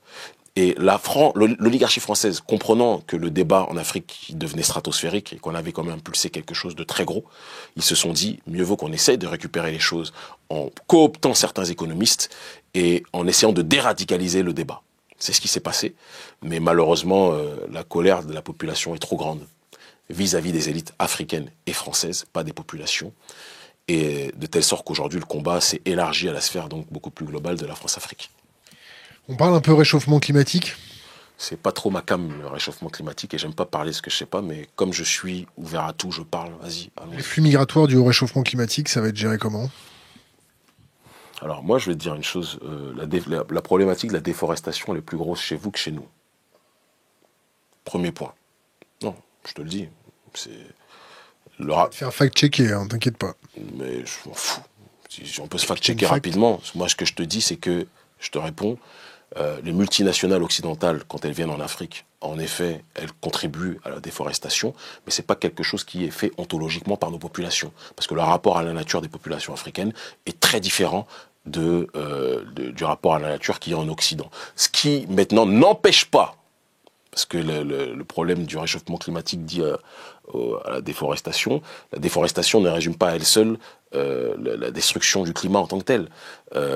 L'écologie, elle peut être esquintée et abîmée aussi par l'éducation citoyenne qui fait en sorte que beaucoup des nôtres jettent des déchets dans les rues. Ça, c'est quelque chose qui existe. Et j'ai pas besoin de fact-checking ou de fact je sais pas quoi pour le savoir, tout le monde le sait. Et ça, c'est des démarches citoyennes qui doivent être effectuées par les nôtres, comme nous on le fait. On voulait lancer récemment, mais c'était un terrain qui était déjà occupé à Cotonou, au Bénin, une campagne de nettoyage des ordures à Cotonou, parce qu'on n'a même pas des boueurs. Les gens jettent les sachets n'importe comment. C'est des choses qui se font beaucoup moins dans les villages, mais qui se font dans les capitales. On a pris des mauvais réflexes, justement, de ce néolibéralisme-là. Donc, les flux migratoires dus au réchauffement climatique, ça, c'est les... comment dirais-je?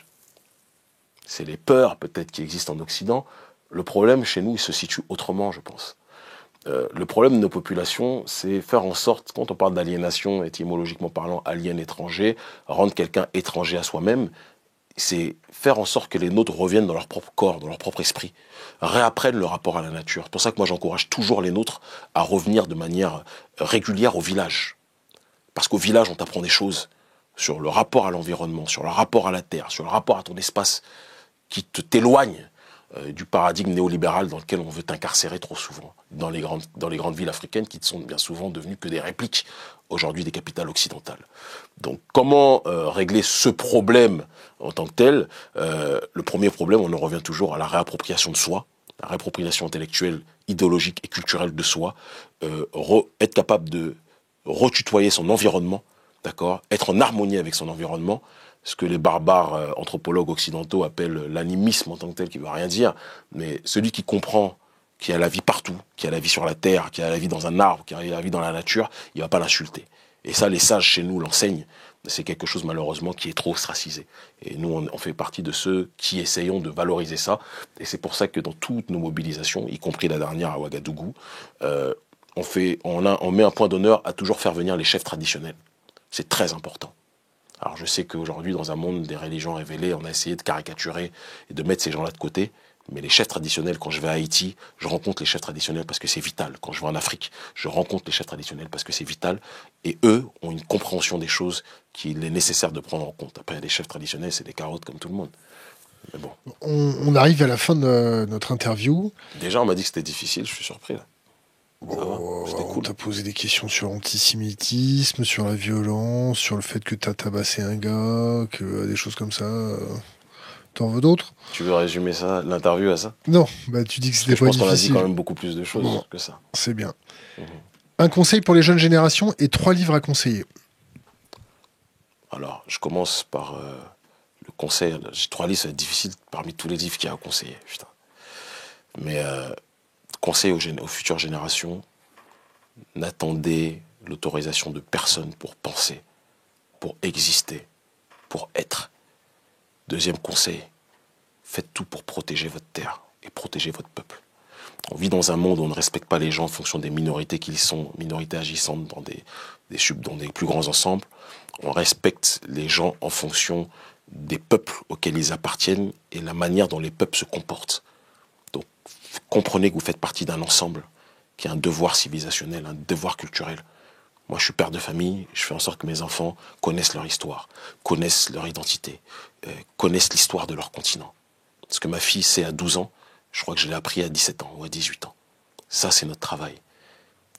Faites tout ce qui est en votre possible, que vous soyez chirurgien, que vous soyez avocat, que vous soyez même chauffeur de Uber, chauffeur de taxi, charcutier, boucher ou agriculteur au pays, etc., pour honorer votre terre et votre patrie. Parce qu'on vit dans un monde où le rapport à la terre, c'est sacré. Et ça, c'est pas moi qui l'ai dit le premier. Troisième conseil, après je viens sur les livres. Toujours se dire que ce que les élites ne font pas pour le peuple, il faut que le peuple comprenne qu'il doit le faire lui-même. Moi, j'ai jamais attendu, c'est l'adage de notre ONG, moi, j'ai jamais attendu l'autorisation de qui que ce soit pour mener mon travail politique. Au départ, les gens se moquaient de nous. Aujourd'hui, en Afrique, on est plébiscité par les masses. Et ça, c'est la plus belle des réponses. Et dernière chose pour les livres à conseiller, c'est très très dur. Je conseillerais Nation d'agriculture de Cheikh Anta Diop, évidemment. Je conseillerais Malcolm X, Une vie de réinvention. Malcolm X, A Life of Reinvention, pas l'autobiographie de Malcolm X qui est une grosse carotte, parce que c'est la vision tronquée que Alex Haley a dit, alors que le livre que je viens de citer, Une vie de réinvention, est le travail de chercheur d'une éminence académique, même si j'ai toujours du mal avec l'académisme en tant que tel, afro-américaine, qui a fait un travail de plusieurs années, Manning Marable, sur la vie de Malcolm X, loin des mythes, etc., et qui l'a présenté encore plus humain, en le débarrassant de certains mensonges comme l'histoire que quand il va à la Mecque, il découvre qu'il n'y a pas de couleur et donc il devient un humaniste, alors qu'il était déjà allé à la Mecque très longtemps avant, à l'époque de la Nation of Islam, et qu'il avait vu le racisme qui existait en Arabie Saoudite à l'époque. Et troisième livre, c'est tellement difficile. Je dirais le consciencisme de Kwame Nkrumah, qui me parle profondément, qui m'a beaucoup apporté, qui m'a beaucoup aidé. Et comme j'aime pas me limiter, je suis un relou, je vais dire Les damnés de la terre de Frantz Fanon. J'aime pas trop Peau noire, masque blanc parce que quelque part, pour moi, Fanon est lui-même qui a diagnostiqué les aliénations des noirs et blancs, était lui-même un aliéné sur un certain point. C'est mon point de vue. Quand il dit que il n'y a pas de mission noire et il n'y a pas de culpabilité blanche. Moi, je pense en effet qu'il n'y a pas de culpabilité de tous les blancs, mais je pense que tous les afrodescendants et les Africains ont une mission. Ils ont le devoir de faire en sorte que leur population puisse se relever parce qu'on est les derniers de l'humanité et les plus pauvres de l'humanité, alors qu'on a les terres les plus riches. Il y a un contresens idéologique et analytique qui n'est pas normal. Et enfin, je t'en donne un cinquième. C'est un gros relou, là. Hein. Mais je t'avais prévenu, hein. Ouais, je suis un relou. Et je n'aime pas les règles. Donc quand tu m'en dis 3, je vais faire exprès d'en dire 6. Et je te donne juste le cinquième. Moi, personnellement, Message to the Black Men de M. Elijah Muhammad, même si je me suis éloigné de la Nation of Islam depuis longtemps. Pourquoi? Parce que déjà, du 1, j'ai du mal avec les dogmatismes, tu vois. De 1. J'ai du mal avec certains aspects sectaristes de cette organisation. Et puis même d'un point de vue idéologique, il y a des choses sur lesquelles je ne suis pas d'accord, avec lesquelles j'ai pu l'être à une certaine époque de ma vie. Moi, par exemple, je ne veux plus essentialiser en disant le blanc et le diable. Je pense que les choses sont plus complexes que ça. Moi, j'ai vu des noirs qui étaient des démons.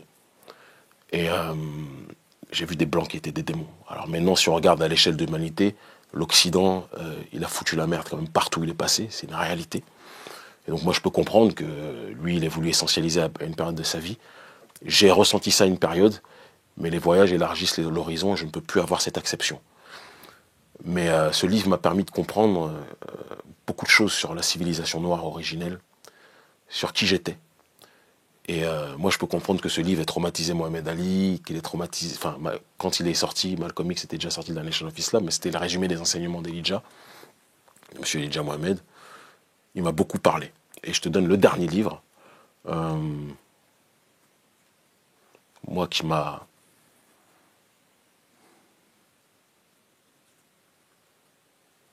Ainsi parlait Zarathustra de Nietzsche. Et évidemment mes ouvrages, qui par la grâce de Dieu se vendent bien en Afrique.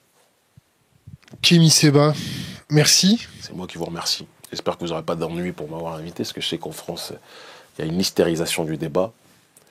Je conclurai juste en te disant une chose, que tout à l'heure on a parlé de Zemmour, on n'en a pas parlé assez. Moi je ferai jamais la biatch, pour parler clairement, de pleurer sur un plateau. Oh, il a dit que c'était pas bien, je m'appelle Absatou ou autre, ça m'intéresse pas. Mais moi je propose à Zemmour un débat quand il veut, où il veut. Moi je défends mon identité, je suis dans mon peuple, je suis dans mon pays. Tu vois, ça me pose pas de problème. Et je me bats contre des élites, j'essentialise pas les gens. Zemmour, il essentialise les musulmans et les Africains. Parce que ça sert son agenda qui veut que l'élite française soit composée de deux substrats qui seront donc les autochtones français, les deux souches, et les juifs, contre le prolétariat musulman. Les juifs français, c'est un truc que je comprends pas, ça. Ouais, mais bon, écoute, non mais il y a les musulmans français aussi. Pourquoi t'as pas réagi quand j'ai parlé des musulmans? Si, c'est pareil. Ah d'accord, donc dis ça pour tout le monde. Mais ce que je veux te dire, tu vois, je t'ai eu là. Non, mais si, je t'ai eu, parce que t'as rebondi que sur les juifs, mais quand je t'ai dit des musulmans, t'as pas dit, mais il y a des musulmans français. Bon, bref. Donc je termine juste en te disant que sa stratégie est une stratégie mortifère. Et le problème de Zemmour, ou son avantage, c'est qu'il parle face à des gens qui ont peur de lui dire certaines choses. Et qui sont... Non, je le dirais quand je serai en face, si je l'ai dit maintenant, je vide mon chargeur. Mais moi, je te le dis clairement, si j'ai Zemmour en face de moi, je vais l'éteindre. Et je le dis au nom de mes ancêtres. Voilà. Kémy Séba, merci. C'est moi qui te remercie. Bonne soirée, force à vous tous.